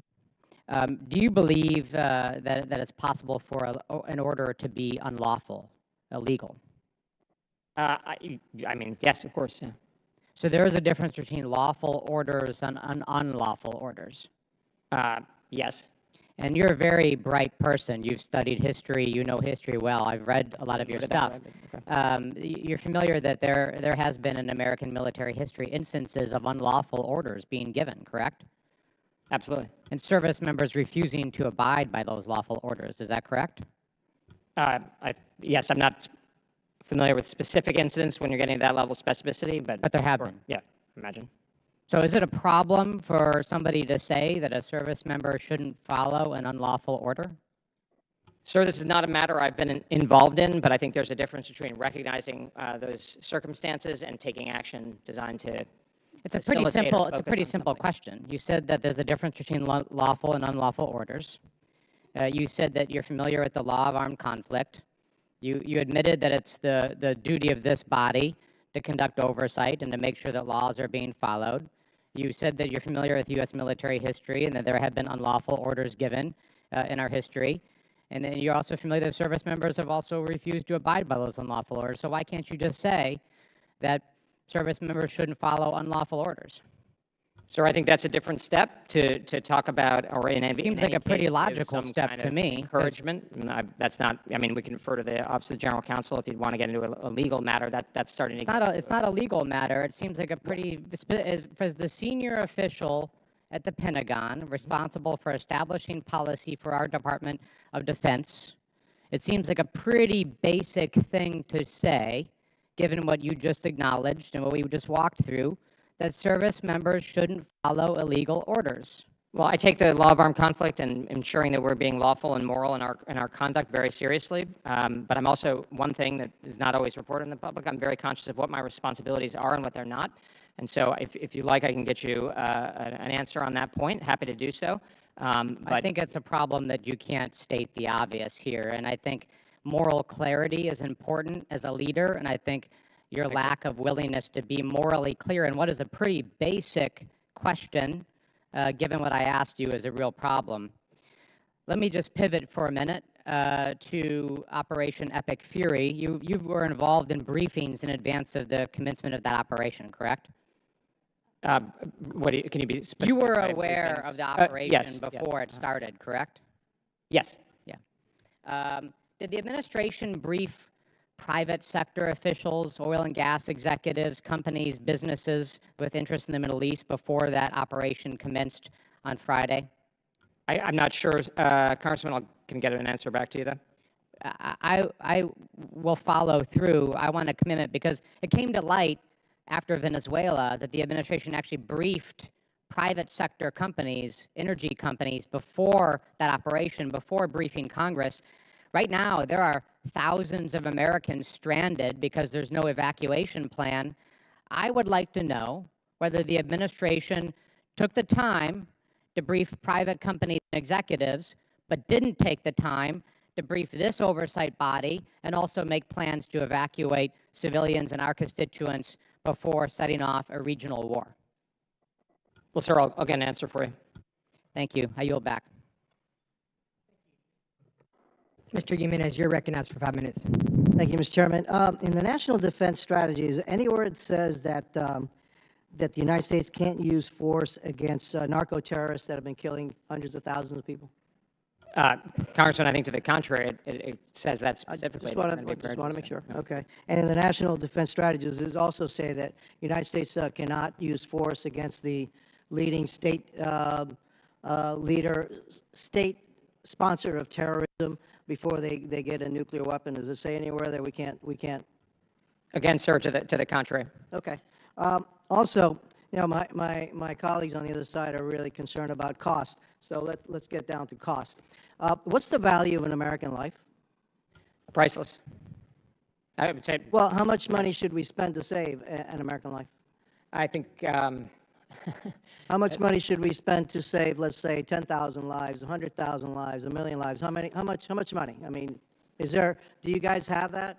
I don't know if we have that kind of actuarial. I suppose the insurers do, but I don't think of an answer. But I think obviously everything has a price. Yeah, because morally they're very concerned about the cost of certain strikes on narco-terrorists that were transporting poison into the United States and killing lives.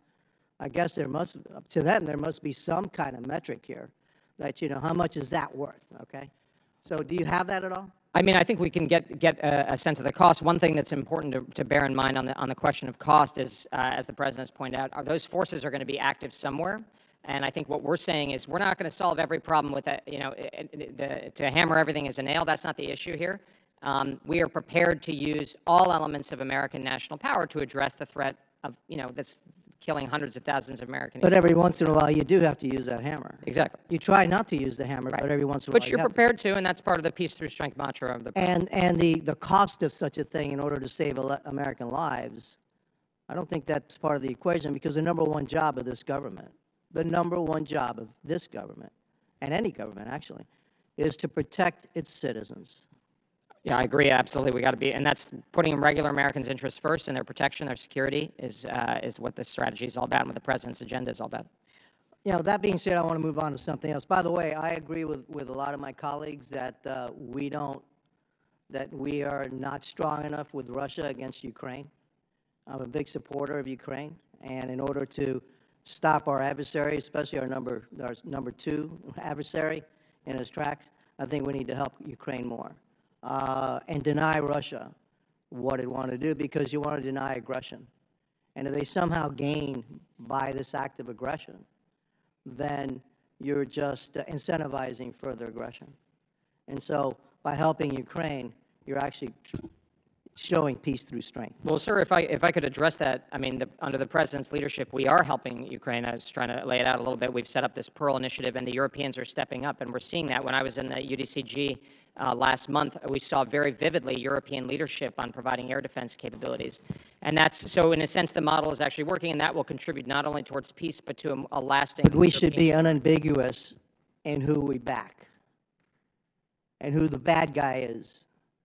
We should be unambiguous in that, because I know who the bad guy is, all right? And we should say that very clearly. Shifting over, the National Defense Strategy places renewed emphasis on defending the homeland and strengthening security within the Western Hemisphere, which I fully support, because for far too long, we have been, our focus has been elsewhere. And this is our backyard, this is our home, okay, the Western Hemisphere. Given the growing military and intelligence presence of China and Russia in the region, what steps is the department taking to counter the malign influence and security threats emanating from authoritarian regimes, such as the regime in Cuba, and frankly, the regime that's still in Venezuela?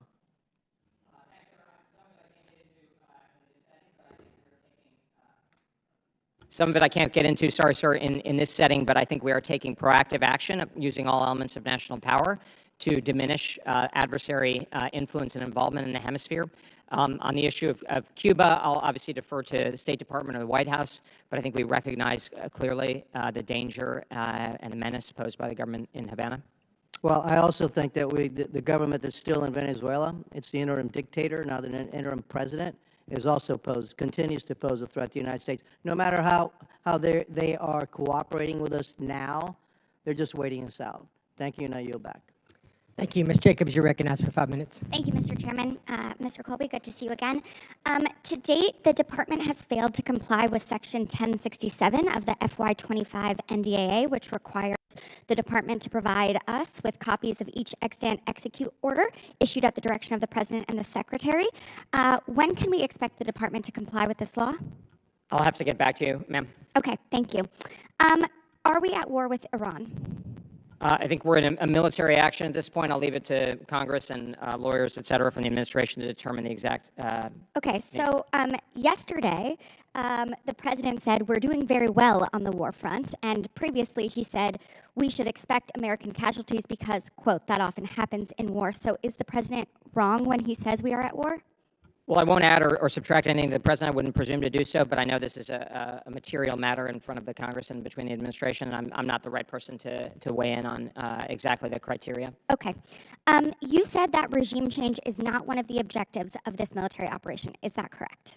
Of the U.S. military campaign at this time as directed by the president. Okay. If that's the case, can you explain why the first military target of the joint U.S.-Israeli operation was Iran's Supreme Leader Khamenei? My understanding is that's an Israeli strike. We can get you more detail, including this afternoon in the classified briefing. Okay, well, President Trump clearly disagrees because he immediately took credit for this, saying, I got him before he got me. And shortly after the strikes on Saturday, Trump told the Iranian people, bombs will be dropping everywhere. When we're finished, take over your government. It will be yours. This is probably your only chance for generations. And your boss, Secretary Hegseth, literally said he made sure that the people responsible in the Iranian regime to try and take out President Trump were on the target list. How does arming the Kurds and encouraging a civil war advance our military objectives of degrading Iran's power projection capabilities?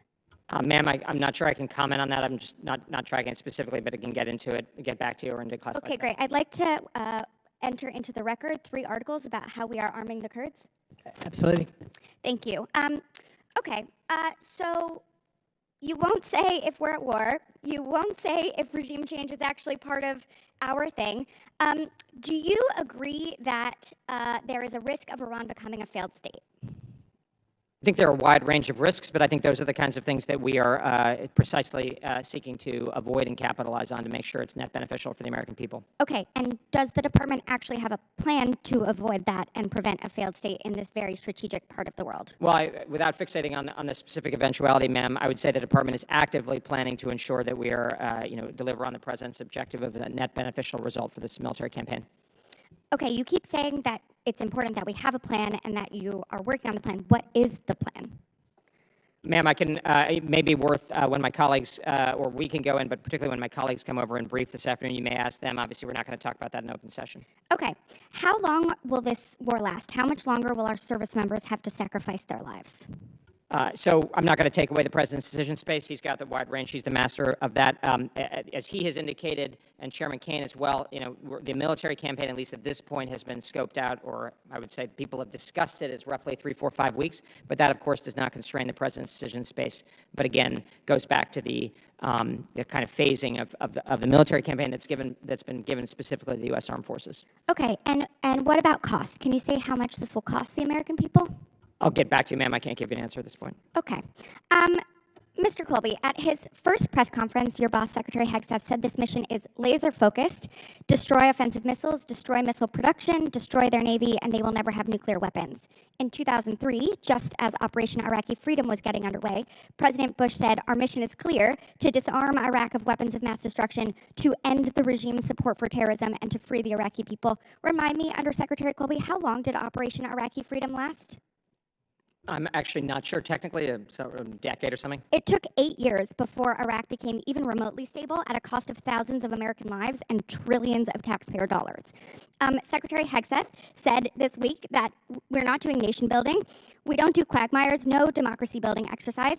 In fact, his predecessor as Secretary of Defense, Secretary Rumsfeld, said, and I quote, I don't do quagmires. You just said that this isn't going to be another Iraq. Secretary Rumsfeld himself said, of course, it won't be Vietnam. We're going to go in, overthrow Saddam, and get out. That's it. The American people are not stupid, Under Secretary Colby. This administration keeps telling us this is not Iraq while using the exact same arguments that were used to justify the war in Iraq. We have already had 6 service members die in this war and dozens more injured. And you can't even give me an answer on what the plan is or what the objectives really are. Our embassies have been attacked. At least $90 million worth of fighter jets were shot down by our allies. And you literally can't even tell me whether this is a war, what we're trying to achieve, or how much it's going to cost the American people. My generation has been paying our entire lives for forever wars that your president promised to end, and yet you sit here today unable to provide us with any clarity. Our service members and the American people deserve better. Mr. Chairman, I yield back. Thank you. Mr. Luttrell, you're recognized for 5 minutes. Thank you, Mr. Chairman. And I would first like to say my thoughts and prayers are with the family, hopefully are with the families of the service members that we lost. May the good Lord put peace in everyone's heart. Mr. Colby, thank you for being here today. In the NDS, it emphasizes our essential responsibility at the Department of War is to ensure that we always are able to negotiate from a position of strength in order to sustain peace in the Indo-Pacific. What is your perspective on ensuring we have self-sustaining energy capabilities to operate in a contested space? In particular, as we move forward in technology, the development of mobile tactical microgrid power systems, if you're familiar with that. And I'd like to get your perspective on how that will help enable, and as I think it will, our warfighters in those Well, thank you, situations? Congressman. And I'm not an expert on that specific issue, but I do think the ability to have logistics that are adapted to the scale of the Indo-Pacific area and also the ability to be resilient even in the face of significant precision attack at scale is very important. And so self-sustaining kind of energy models are I think... As this, I'm going to call it conflict, war, however you want to define it, as we're moving into this once again, and I'm for sure, and I may be totally wrong on this, but I'm pretty sure we're pretty positive we fought in Iraq for about 20 years. I may be wrong on that. It may be a lot shorter than that. I may be losing my mind. But I would recommend, if we're not doing that, that the Department of War takes a hard look on long-term sustainability if we have to send boots on the ground like we did in Iraq and Afghanistan. The United States lacks a sufficient domestic production for high-purity iron. High-purity iron serves as a foundation input for the rare earth magnets, permanent magnets, naval shipbuilding alloys, electrical systems, hypersonic systems, and other advanced defense applications. Where do we stand on that currently if we're trying to pull everything back into the United States? Sir, I'm sorry, I'll have to get back to you. I don't have an update. I'm going to get something to you here in a second, I promise. What's your familiarity on subsea cabling as far as the department? Somewhat, obviously limited in what I can say in this setting. Are you familiar with the department's stance on, in any way, shape, or form, subsea cabling?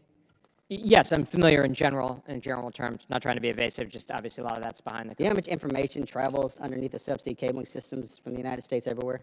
I don't have a precise figure, but I think it's a lot. 95 to 99% of all communications, including the Department of War's information, travels under the water, not over top of our head. I'm curious to what the offensive, defensive capabilities of protection of these subsea cabling systems is and what the strategy will be moving forward. And my concern is, because we talk about the Department of War, I've been asking every secretary, deputy secretary, and all their buddies, who's responsible for the subsea cabling protection for the United States? And I've got Department of War, Homeland Security, Commerce, DOJ, FCC, the dude walking down the street, and probably the guy that flew the plane here to get me back to D.C., touches this in some way. My question is, if we have a catastrophic hit on those cabling systems, because $10 trillion travels underneath that system daily, I can't get a straight answer on who's responsible if they are hit, which we get hit twice a week. Nefarious actors, fishermen, doesn't matter. But I need someone to tell me, because this isn't where we're looking. And that's guerrilla warfare. And the way that I see it, if you cripple our ability to communicate, whether that's data, banking, Department of War, there's a lot worse things in life than dying. And if you take our economy down to a knee, we're in bad shape. So I'm assuming you can't speak to me in detail in this setting, but what I would like to have is either come see you come see me, or in this classified setting that we're going to have after the fact. I need some answers from the Department of War, because I'll say not if, but when something happens, somebody's going to have to speak to us and tell us why, because what I don't want is to say that we weren't looking. Fair enough? More than fair, sir. I share your concern about it. It's not, I'm the policy guy, but I commit to get you a good answer, and would be delighted to talk to you further about that and other topics. All right. Mr. Chairman, I yield. Gentleman yields back. Chair, and I recognize the gentlelady from Washington, Ms. Strickland. Thank you, Chairman Rogers. Undersecretary Colby, you were one of the principal architects of the 2026 National Defense Strategy, and that document makes it very clear that the PRC is the pacing threat, and that deterring the PRC in the Indo-Pacific is the central organizing principle of this administration's defense policy.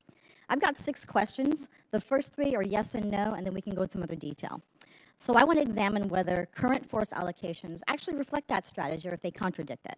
So for clarity, the 2026 NDS identifies the PRC as the pacing challenge, correct? That's correct. The Indo-Pacific remains the primary theater shaping force planning and modernization. Yes, ma'am. Okay, second question. Credible deterrence in the Indo-Pacific requires forward-deployed naval presence, long-range strike capabilities, and sufficient precision-guided munitions inventories. Would you agree? Yes, ma'am. And the National Defense Strategy emphasizes prioritization and disciplined allocation of limited high-end capabilities, correct? Correct. All right, so now let's turn to current operations.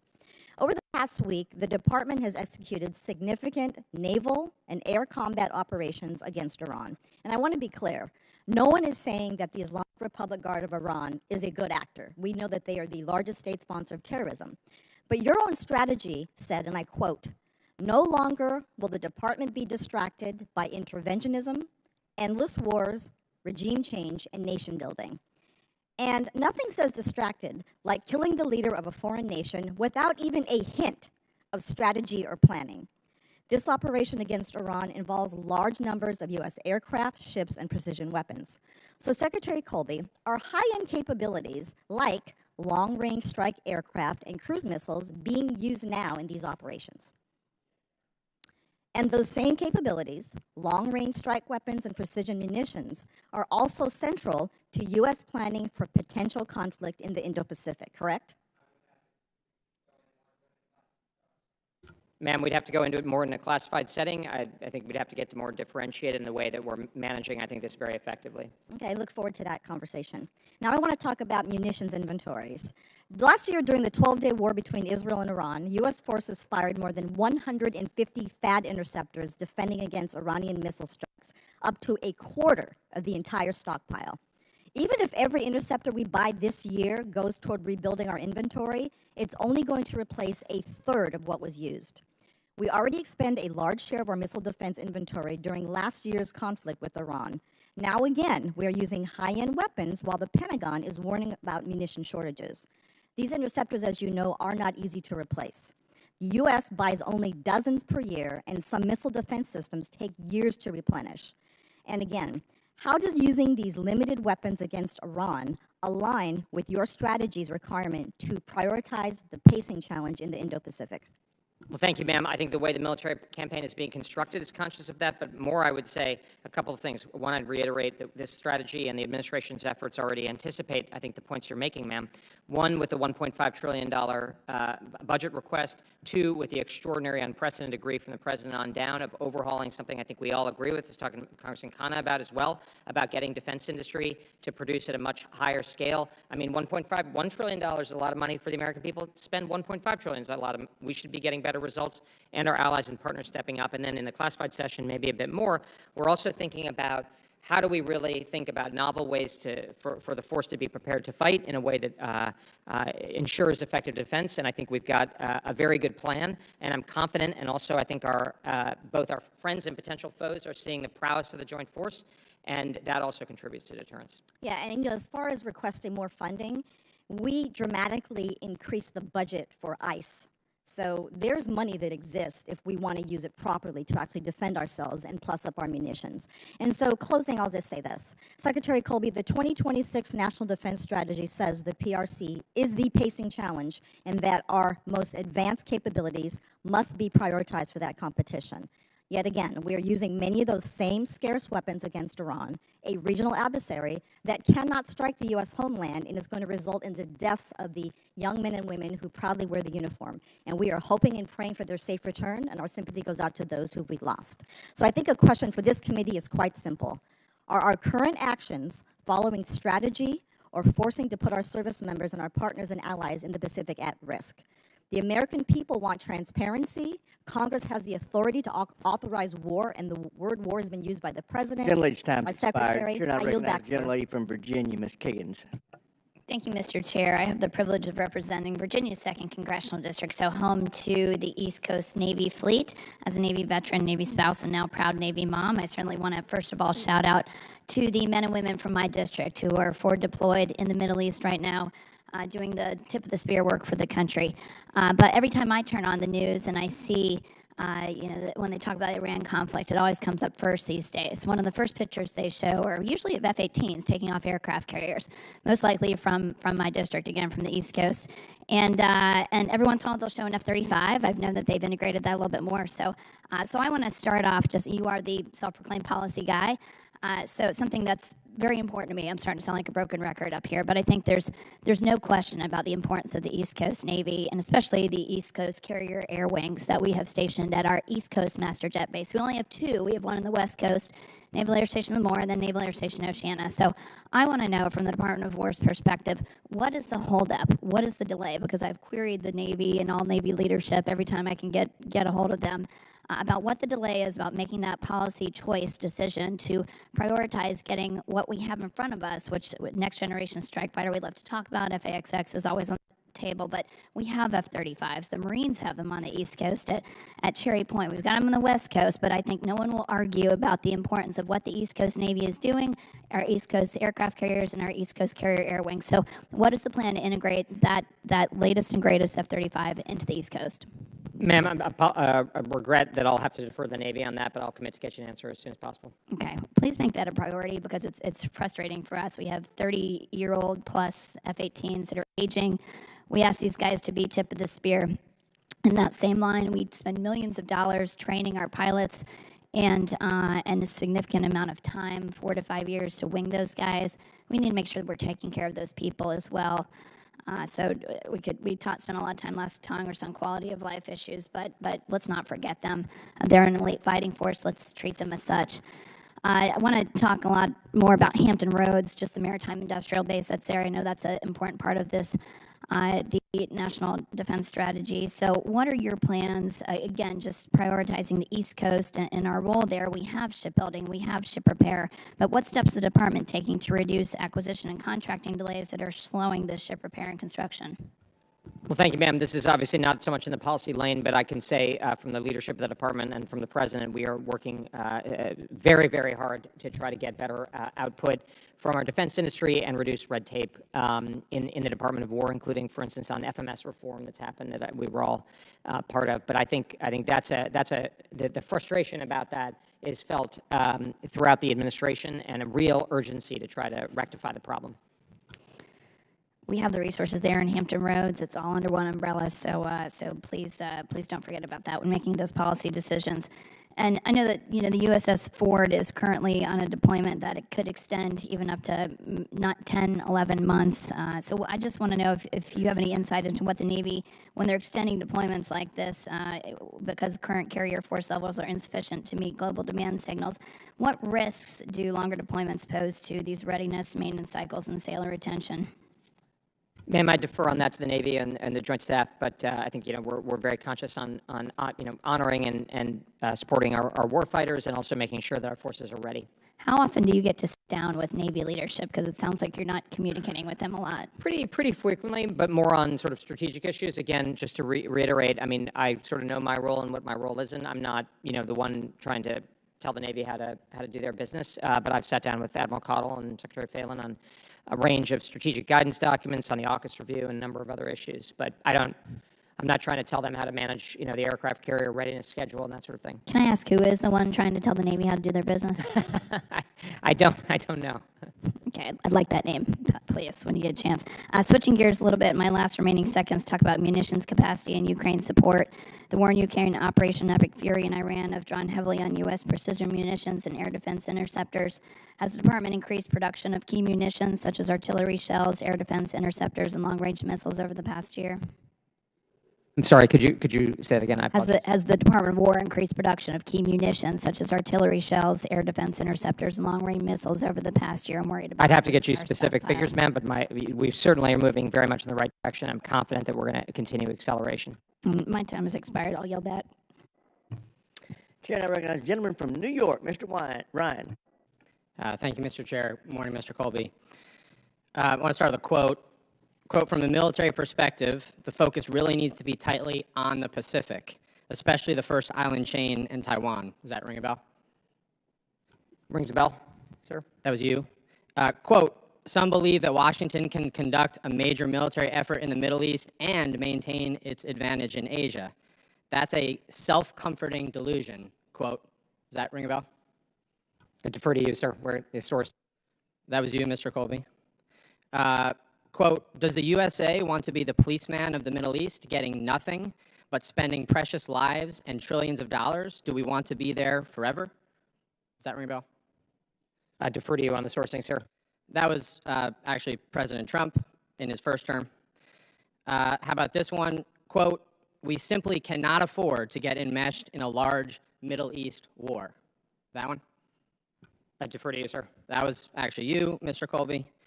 One more time. Quote, "Our interest, I think, very much is in not going to war with Iran. It would be a huge distraction of resources. It would be massively expensive to our country." That one? Defer to you, sir. That's the Vice President, Mr. Vance, in October of 2024. Last one. Quote, "An intervention would not only cost American lives, but also consume vast munitions and equipment and distract American readiness from Asia, harming U.S. capacity to deter China." That one? I defer to you on sourcing, sir. And I'm not trying to play gotcha. I'm trying to understand a massive inconsistency in what you've said and others in the administration. That was actually from a piece that you wrote. I'll put the title up just to help recall. I think it's pretty straightforward. And I remember reading it and largely agreeing with it at the time. The subhead of the piece, the title, "Don't Let Iran Distract from China." The subhead, "Beijing's bid to dominate Asia is a far greater threat than anything Tehran can do in the Middle East." Mr. Chairman, I ask unanimous consent to enter this article from the Wall Street Journal, by the way, into the record. Without objection, so ordered. Thank you, Mr. Chair. Mr. Colby, my question is, do you still believe this?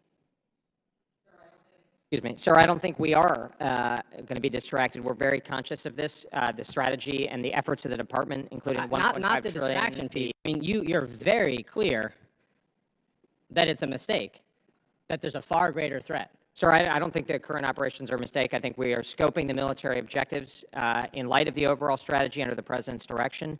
They are reasonable and attainable military objectives. In the interest of time, I think any reasonable observer would say there's a massive inconsistency in what you've said for years, and frankly, dedicate a lot of your personal career to before this position versus what you're doing now. So the question is, were you wrong then, or are you wrong now? I don't agree with your characterization, sir. That's fine. And to bring it to the present moment, as many of my colleagues have quoted, the National Defense Strategy, which you wrote, or helped lead anyway, which was signed by the Secretary of Defense, which was approved by the President, begins with a line that, for good reason, has been repeated many times today, and I'll repeat it again on the record. "No longer will the department be distracted by interventionism, endless wars, regime change, and nation building." In case that wasn't crystal clear, in October 2024, then candidate Trump said, quote, "You're not going to have a war with me." In case that wasn't clear, in his victory speech on election night, he said, quote, "I'm not going to start a war. I'm going to stop wars." My constituents, the American people, everybody watching this, how could we consider that anything but just a straight up betrayal of promises made and a lack of any strategic coherence? I frankly think, and I don't use this word lightly, I think you are lying to the American people about it. I think the Vice President has lied about it. The President is lying about it. And to bring it into stark relief is these 6 brave patriots that we lost. And don't you think we at least owe them and their tremendous sacrifice, which our nation is grateful for, just being honest? And you came in here and 3 or 4 times, at least when I was in the room, going out of your way to say, "I'm a loyal lieutenant to the President." And I know you're exhausted because I don't think you actually agree with a lot of what he's doing. So I'm going to give you a chance to at least say that. Well, I fully reject your characterization, sir, and I am being honest, and I think this is, this administration is going to be prepared for peace through strength, and that's what the President's talked about. Gentleman has time delivered expired. peace. Chair, now recognize the gentleman from Georgia, Mr. McCormick. Thank you, Mr. Chair. I'm actually going to help explain this to one of my peers here as we do this hearing, because I think I know where you're going with this. And it's just, with the statements you've made, I know what you're talking about when you talk about getting involved in Iran in a forever war. Would you consider this a forever war? No, sir. In some ways, I would say we've been at war with them for about 50 years. We've been attacked over 40 times through their proxies and their weaponry. We've had Georgians recently killed by their weaponry. He just talked about My friend from the other side of the aisle just talked about the 6 lives we lost. We lost over 200 Marines in one day from Iranian proxies. Some were my friends. I have a buddy of mine who was blown out a window that day who I played rugby with for many years. He'll never forget that. We don't forget. The fact is, the Biden administration and the Obama administration have both given them money, billions of dollars, and allowed them to have access to billions of dollars that have funded terrorism throughout the Middle East and the world. And quite frankly, they were nearing the precipice of nuclear arms.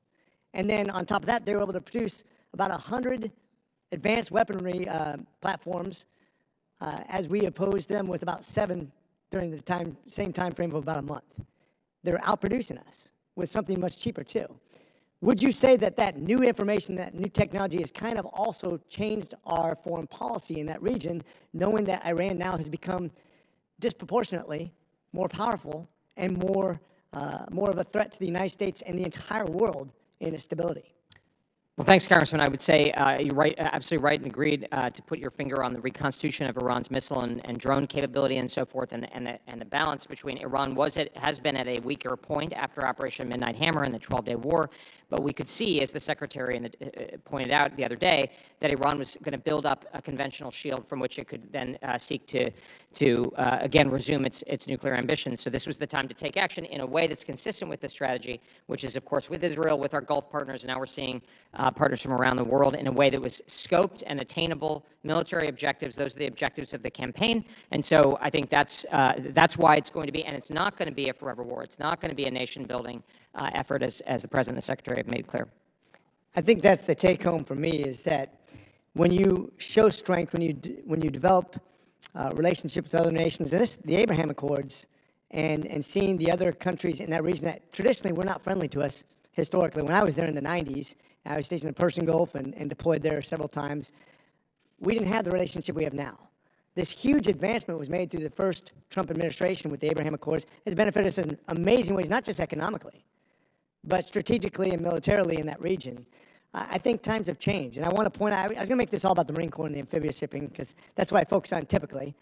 But I think this is much bigger than all that. It doesn't matter how many Marines you put there. I'm not talking about boots on the ground. It is a limited projected war. Now, you could say it's a war.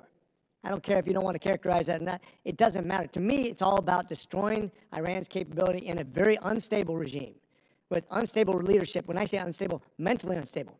People that could start a nuclear holocaust. Anybody who's read the book Nuclear War should be scared to death of a country with 2 nuclear arms. Times have changed. Technology have changed, and the threat has changed. And I think what's your point, and I want you to summarize for me, because I got about a minute and a half, but summarize why the United States could not any longer stand on the sidelines and literally supplement. And I'll go back to the Obama administration, which gave them billions of dollars in bad faith, because they never were honest with us in negotiations. And the Obama administration, which said, or the Biden administration that said, I'm going to take off the sanctions, allow you to have billions of dollars more to then fund terrorism throughout the entire regions, which America died by. And now they want to be a nuclear power? Just tell me what the consequences are long-term in American lives, what the potential, even if it's a 10% chance that they could kill millions of people, wouldn't that be a reason to act? I think, sir, as you pointed out, and the President has been clear that and the Vice President as well, that we will ensure that and the strategy makes clear that we will deny Iran a nuclear weapon. The Islamic Republic was rebuilding its military capabilities, and so the military campaign is designed to degrade that. It's designed to take advantage of a range of realistic outcomes, but it's clearly a threat to the United States, to Israel, to our allies and partners in the Gulf and beyond. And I'll just use my last 15 seconds to say, it's interesting when we lost 2,462 lives in Afghanistan and we had already won it, paid the price, we then gave it back to the same people we took it from, and that's the Biden administration's legacy. With that, I yield. Gentleman's time has expired. The chair now recognizes the gentleman from California, Mr. Cisneros. Thank you, Mr. Chairman. Thank you, Mr. Colby, Secretary Colby, for being here today. I want to go back to the Gerald Ford. Was there an SDOB meeting before the Ford was moved down to the off the coast of Venezuela? Sir, I'd have to defer that question. I'll get back to you. I'm not sure what I can say in this open session. Okay. Were you part of that meeting? Sir, same answer. I'm just not sure classification and so forth. Okay. Was the gift map modified during that meeting? Same answer, sir. I'll get back to you based on classification and just deliberative discussions. All right, so is this something that we can discuss in the closed session? I think so. I think we can talk around some of the general issues. I'm not sure what from a legislative executive point of view, might be sort of privileged information that's deliberative. Okay, well, I will bring this up in the closed session as well, if you won't answer it here, but my concerns are really is like what concerns were brought up by moving the fort around and keeping it out for 11 months, but if you won't answer those for me Sure, here. I can address that. I mean, I think actually the aircraft carrier is precisely, and I've advocated for it to be moved around to priority theaters. It's part of its a huge part of its value is the ability to be mobile and go where the president, whichever president it is, it decides that that's the priority theater, that it's not fixed in place. It can move around, delivers a tremendous amount of combat we all power. know the value of an aircraft carrier and its ability to kind of move around and having it go, right? But we also knew, too, there's concerns about keeping it out for 11 months. There's maintenance concerns, and there's concerns about when it has to go into the work period and what's going to come next after that, right? Those are some of the things I want to address, but I want to talk about the SDOB as well and the changes that were made, but we'll try answering those in the closed session. So if you want to answer that, then I guess we'll get to the next thing. What is the Dunroe Doctrine? The way we put it in this document is the Trump corollary of the Monroe Doctrine, which is basically ensuring that American interests in the Western Hemisphere are respected once again. So what is the difference between the Monroe Doctrine and the Dunroe Doctrine? I'd have to get back to you with a specific answer in terms of the precise text, but obviously the Monroe Doctrine is a historic document going back 200 years, and this is more of an updating, similar approach as U.S. policy has been towards the Western Hemisphere for 2 centuries, which is to ensure that our interests are respected. Right, I think except in recent generations. I would say that the Monroe Doctrine was a policy that came up by President Monroe to kind of keep outside influence outside of the Western Hemisphere, not to come in here. And now the Dunroe Doctrine, as the president is calling, is one not only to keep outside influence in, but it's to exert influence upon the Western Hemisphere to make sure that they bend to American will and need. Would you concur with that? And I think we also have to look at the Roosevelt corollary of the Monroe Doctrine from about 100 years ago, which is important about as the United States grew in power. Obviously, I take your point, sir, about the Monroe Doctrine. But I think, and I don't think that even today, the Secretary is leading a coalition of Latin American states. A lot of Latin American states have responded very positively to our actions in the Western Hemisphere. Well, are they doing that, again, are they doing that out of fear? Right, because are we not blockading the coast of I think a lot of them are doing because there's a shared view of the threats of narco-terrorism, instability, et cetera. Well, again, okay, now you want to talk about narco-terrorism, and we'll get to that, but what authority does the Department of Defense have to conduct these operations, which are basically lawful operations to kind of supersede and bomb these boats that are claiming to be transporting illegal drugs? We don't know because we're just bombing them and we never kind of go in there and kind of see or try to gather any of the evidence. Sir, I defer on the legal issue, but I would say that I think the view from a kind of broader point of view is that these are, these narco-terrorists are bringing very deadly, lethal drugs into the United States. Let me ask you this, what authority as the Director of Policy at the Department of Defense, and really to get your opinion, how did you advise the Secretary to that, okay, now, basically, the Department of Defense is conducting legal operations, justice operations, police operations, rather than, which is not our authority to do so. Well, I think a different assessment that I defer to my colleagues on the legal side, but I fully support the operations that are done consistent with the law, and they are. And this is a very serious threat to the American people, and that's one of the main points of the strategy is to introduce the military instrument into the defense of our interests in the Western Hemisphere, but not overdoing it. It's not there to conduct law, right? It's not a law enforcement agency. The law enforcement wasn't working, sir. Well, it's still sufficient. Obviously, it's a critical part of it. I will not argue that point, right? But that doesn't make the Department of Defense a law. All of a sudden now it has to start enforcing the law because it wasn't being done properly. With that, I yield back. Gentleman's time's expired. I've just been made aware by staff that we have a hard stop at 12:45 to go into classified session. So we will try to adhere to that. Mr. McGuire of Virginia is recognized. Thank you, Mr. Chairman. Thank you, Secretary Colby. And thank you to all of our men and women and our veterans who are continuing to serve our country that are here. I say it all the time, and I mean it. Of all the committees I could be on, this is my favorite committee because I'm a protector, I'm a father of 5, I'm a Navy SEAL veteran, and I know we would not have a country without our men and women who serve in our incredible military. We have the best military in the world with the best spirit and the best training and the best equipment, and evidence of that is Operation Midnight Hammer. Who would have thought that we could do that? I bet you our adversaries can't believe how successful that mission was. How about absolute resolve? Amazing. All equipment in, out, all people out. And of course, Epic Fury. 49 leaders. One of the number one things you want to do is take out leadership. And that could normally take 6 months to a year and lots of boots on the ground. One strike took that out. And of course, air superiority. But we couldn't do that without the leadership of this Commander-in-Chief, Secretary of War Pete Hegseth, General Kane, Secretary Colby, in the Department of War, but also without the leadership of the chairman and this committee. That success is because of what we do here. So my message to our troops that might be watching this is as we mourn our fallen, we've lost 1,000 or more troops over the last 47 years. To their families, we're praying for you. To our troops that are on the front line right now, we have got your back. We can do politics later, but right now as a country, we need to all be on the same team, wearing the same jersey, and that jersey says USA. One of the worst things in the world is to be deployed downrange and see your representatives downplaying what you're doing and how important it is. They are on the front line. We can disagree, okay, but let's worry about that later. Let's make sure they're fully supported.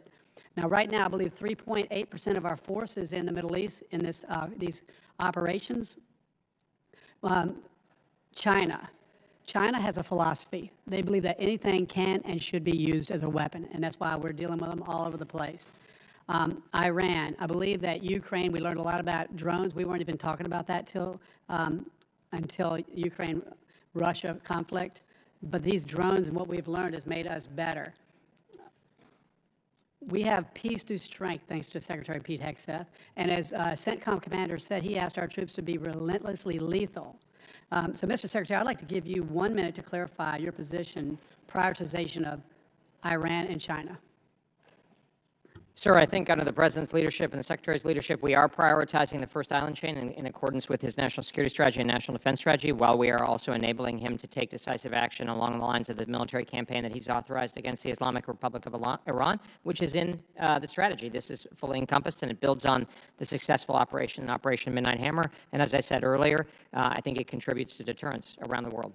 You guys are doing an incredible job. I do trust the chairman's judgment, though. If we got to work on communication, I think you've conceded that we'll do that. So thank you. But in the sense of keeping the homeland safe, how are we going to keep adversaries from getting a foothold in the Arctic and the Panama Canal? And again, it would be stupid for us to tell people how many soldiers we have, when we're going to attack, but with what you can say to answer that question. Well, sir, I think that's exactly what the Trump corollary of the Monroe Doctrine discussed in the National Defense Strategy is all about, is making sure that our interests are respected in this hemisphere, with the military playing an important part, but not always the dominant or leading one. In the cyber domain, how would you define the homeland in the cyber domain? Maybe I could get back to you, sir, with a more specific answer, just given the complexities there. Yeah, I understand that. And then I would say this. I couldn't agree more with the number 4, supercharging our defense industrial base. The strategy number 4 pillar in your plan on supercharging. We need to call a call to industrial arms. We need it today. However, I want to make sure that we're not just investing in weapons and equipment, but the infrastructure needed to build and maintain our factories, hangars, and arsenals. So this is a yes or no question. Does achieving this strategy require us to invest in skilled trades like welding, machining, IT? I think absolutely, sir. Yeah. And how does the department encourage growth in these sectors? Sir, I defer to some of my colleagues in the services and otherwise, P&R, et cetera, but I think we all know that getting a skilled workforce is actually a huge part of addressing this issue. Well, we've got your back. Thanks for all you do, and God bless America. God bless our troops. Thank you. I yield back. Gentleman yields back. Chair, and I recognize the gentlelady from New Hampshire, Ms. Goodlander. Thank you, Mr. Chairman. Mr. Colby, thank you for being here today. Am I correct? I think you testified earlier that the department is committed to a $1.5 trillion budget this fiscal year? I'm not exactly sure what the parameters are, ma'am, but we're advocating for a $1.5 trillion budget under the President's direction. Mr. Colby, we cannot do our job without your budget. Your budget was due the first Monday in February. Here we are in March. When can we expect your budget? Ma'am, let me get an answer for you promptly. We look forward to that answer. You're asking for a 50% increase over the FY26 request. Can you give us any sense of where this plus up is going to be dedicated to within the department? Ma'am, I wouldn't want to get ahead of the department in terms of the specifics, but I think the conversation we've had here today illuminates a lot of the issues. We all know, as the President indicated, we've got plentiful munitions supplies, and the last administration worked on this as well. But we know we need to, we can work harder on that and get more productive. So I think munitions is going to be a big part of it. Obviously, there's a lot of platforms, some of the personnel issues that were just discussed. Mr. Chairman, I'd like to submit to the record 2 articles from the Washington Post dated August 12th, 2025, and October 30th, 2025, if I may. Thank you. Mr. Colby, these articles detail a plan that you were a part of crafting to send more than 23,000 troops to all 50 states as part of a domestic civil disturbance quick reaction force. Are these reports accurate? Ma'am, I'd have to get back to you with an answer. You can't tell us now whether you were a part of this planning or this exists at all? Ma'am, I just want to make sure I give you accurate answers, and we'll get back to you as soon as possible on the specifics. I look forward to that. Are American cities, our communities in this country, an appropriate training ground for our military? I mean, I think we have training grounds, if you're using the term, ma'am, literally, throughout the United States. But, I mean, I think the U.S. forces can be deployed in the country for lawful purposes, and they would be. I wouldn't probably characterize them as training grounds myself, but.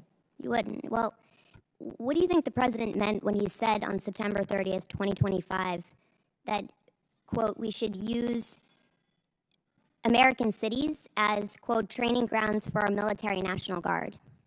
I wouldn't speak for the President I mean, that's his words speak for themselves, and we follow his instructions, ma'am. Are you concerned about National Guard deployments to American cities as part of some training exercise?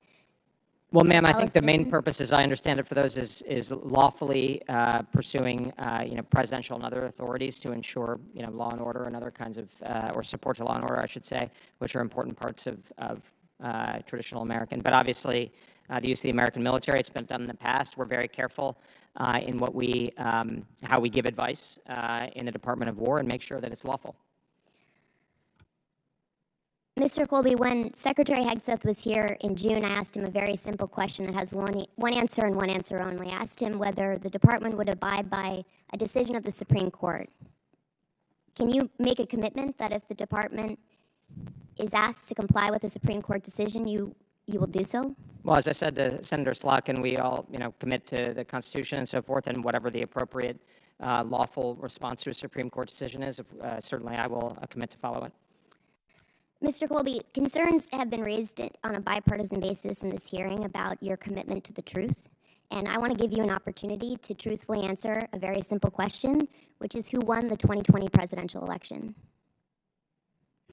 Ma'am, I'm not gonna talk about that issue. It's not irrelevant to my responsibilities here, but I fully rebut any characterization that I'm not being truthful. Do you have any question about who won the 2020 presidential election? Ma'am, that's not on my topic of responsibility here. I'm here Mr. to talk Colby, about the you defense swore an oath strategy. to our Constitution. I You did, are a ma'am. citizen. Yeah. You're a lawyer. I'm not a lawyer, actually, but yeah. Well, I went to law school. Okay. Well, in any event, you swore an oath to the I Constitution. did. Uh-huh. You will not answer this simple question. I'm not, under oath. ma'am, I'm not going to be drawn out on an issue of political contention. It's totally irrelevant to my testimony here. I'm here being very open with all of you, and I am being truthful, and I absolutely am being truthful. Well, it's very disappointing that you won't answer this basic question. With that, I yield back, Mr. Chairman. Gentleman yields back. Chair now recognizes the gentleman, Mr. Harrigan. Thank you, Mr. Chairman, and Secretary Colby, thanks for your testimony today. Really appreciate it. I would just like to say, I've been disposed in other meetings, but I've been watching C-SPAN here and watching your comments and watching some of the questions from the other side. And, the lack of commitment to the truth is something that continually is coming up from the other side. And I really take issue with that because I've heard many of my colleagues talk about how they don't know what the strategy is. The truth is that they have not read this document. The truth is that only 3 members from this committee actually went in to read the classified version of this document. And so when they sit here and they ask for what is the strategy, they simply don't know because they have not informed themselves. But very clearly there is a strategy, and that strategy is working to turn the tables on our adversaries around the globe, and we are seeing that play out in real time right now, thanks to President Trump's commitment to peace through strength. And I think what most of us fail to understand sometimes is that because we were so weak for so long, we have had to exert force to reassert that strength. Certainly, I believe in wholeheartedly what the ranking member has said, which is we've got to have a commitment to the rules-based order. But the reality is when America is perceived to be incapable of enforcing the rules-based order, some things have to change. And I think this administration has properly understood that paradigm and responded to it. Simultaneously, as a veteran of the global war on terror, as many of my fellow veterans are very concerned about long-term, open-ended commitments overseas that take away from our focus on our strategic adversary, our true strategic adversary, which you have properly identified in this document as China. I would also caution my veteran friends to understand that sometimes we have to use force in order to not fight for the long term, that we are using a very specific application of force in such a decisive way that we are actually avoiding long-term conflict, and I think that's exactly what we are doing in Iran right now. So all of this being said, I do have a question for you. Given the action that we are taking in Iran, and when we look at our strategic stocks, our magazine depth, you've talked about your 4th pillar, which is supercharging the defense industrial base. If we are conducting sustained operations in the Middle East, what specific posture adjustments, munitions allocations, or surge authorities are in place right now to ensure that Beijing does not perceive an opportunity to move against Taiwan? Thank you very much, Congressman. I appreciate your comments very much, and maybe just kind of go in reverse order. I think in that maybe we can get more into in the closed session, but we are paying very close attention to the reactions of other potential opponents out there, and we see very clearly that the prowess of the joint force, which you have referred to, has a deterrent effect, but we are also paying very close attention at the nuts and bolts level, not only in terms of quantity, but in terms of how we're thinking about how we employ or how our armed forces would be employed for most effectively along the lines of a denial defense along the first island chain. So, sir, I think you nailed there. I appreciate your points about veterans, sir, and I know you have a distinguished record yourself.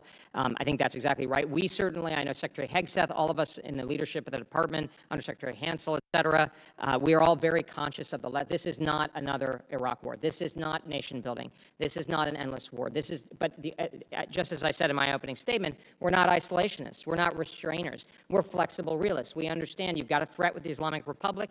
If you look too weak, then you get another problem. And so you got to get, as you said, sir, the best outcome, which is the fewest Americans, killed over time, or our interests disrespected, important interests disrespected.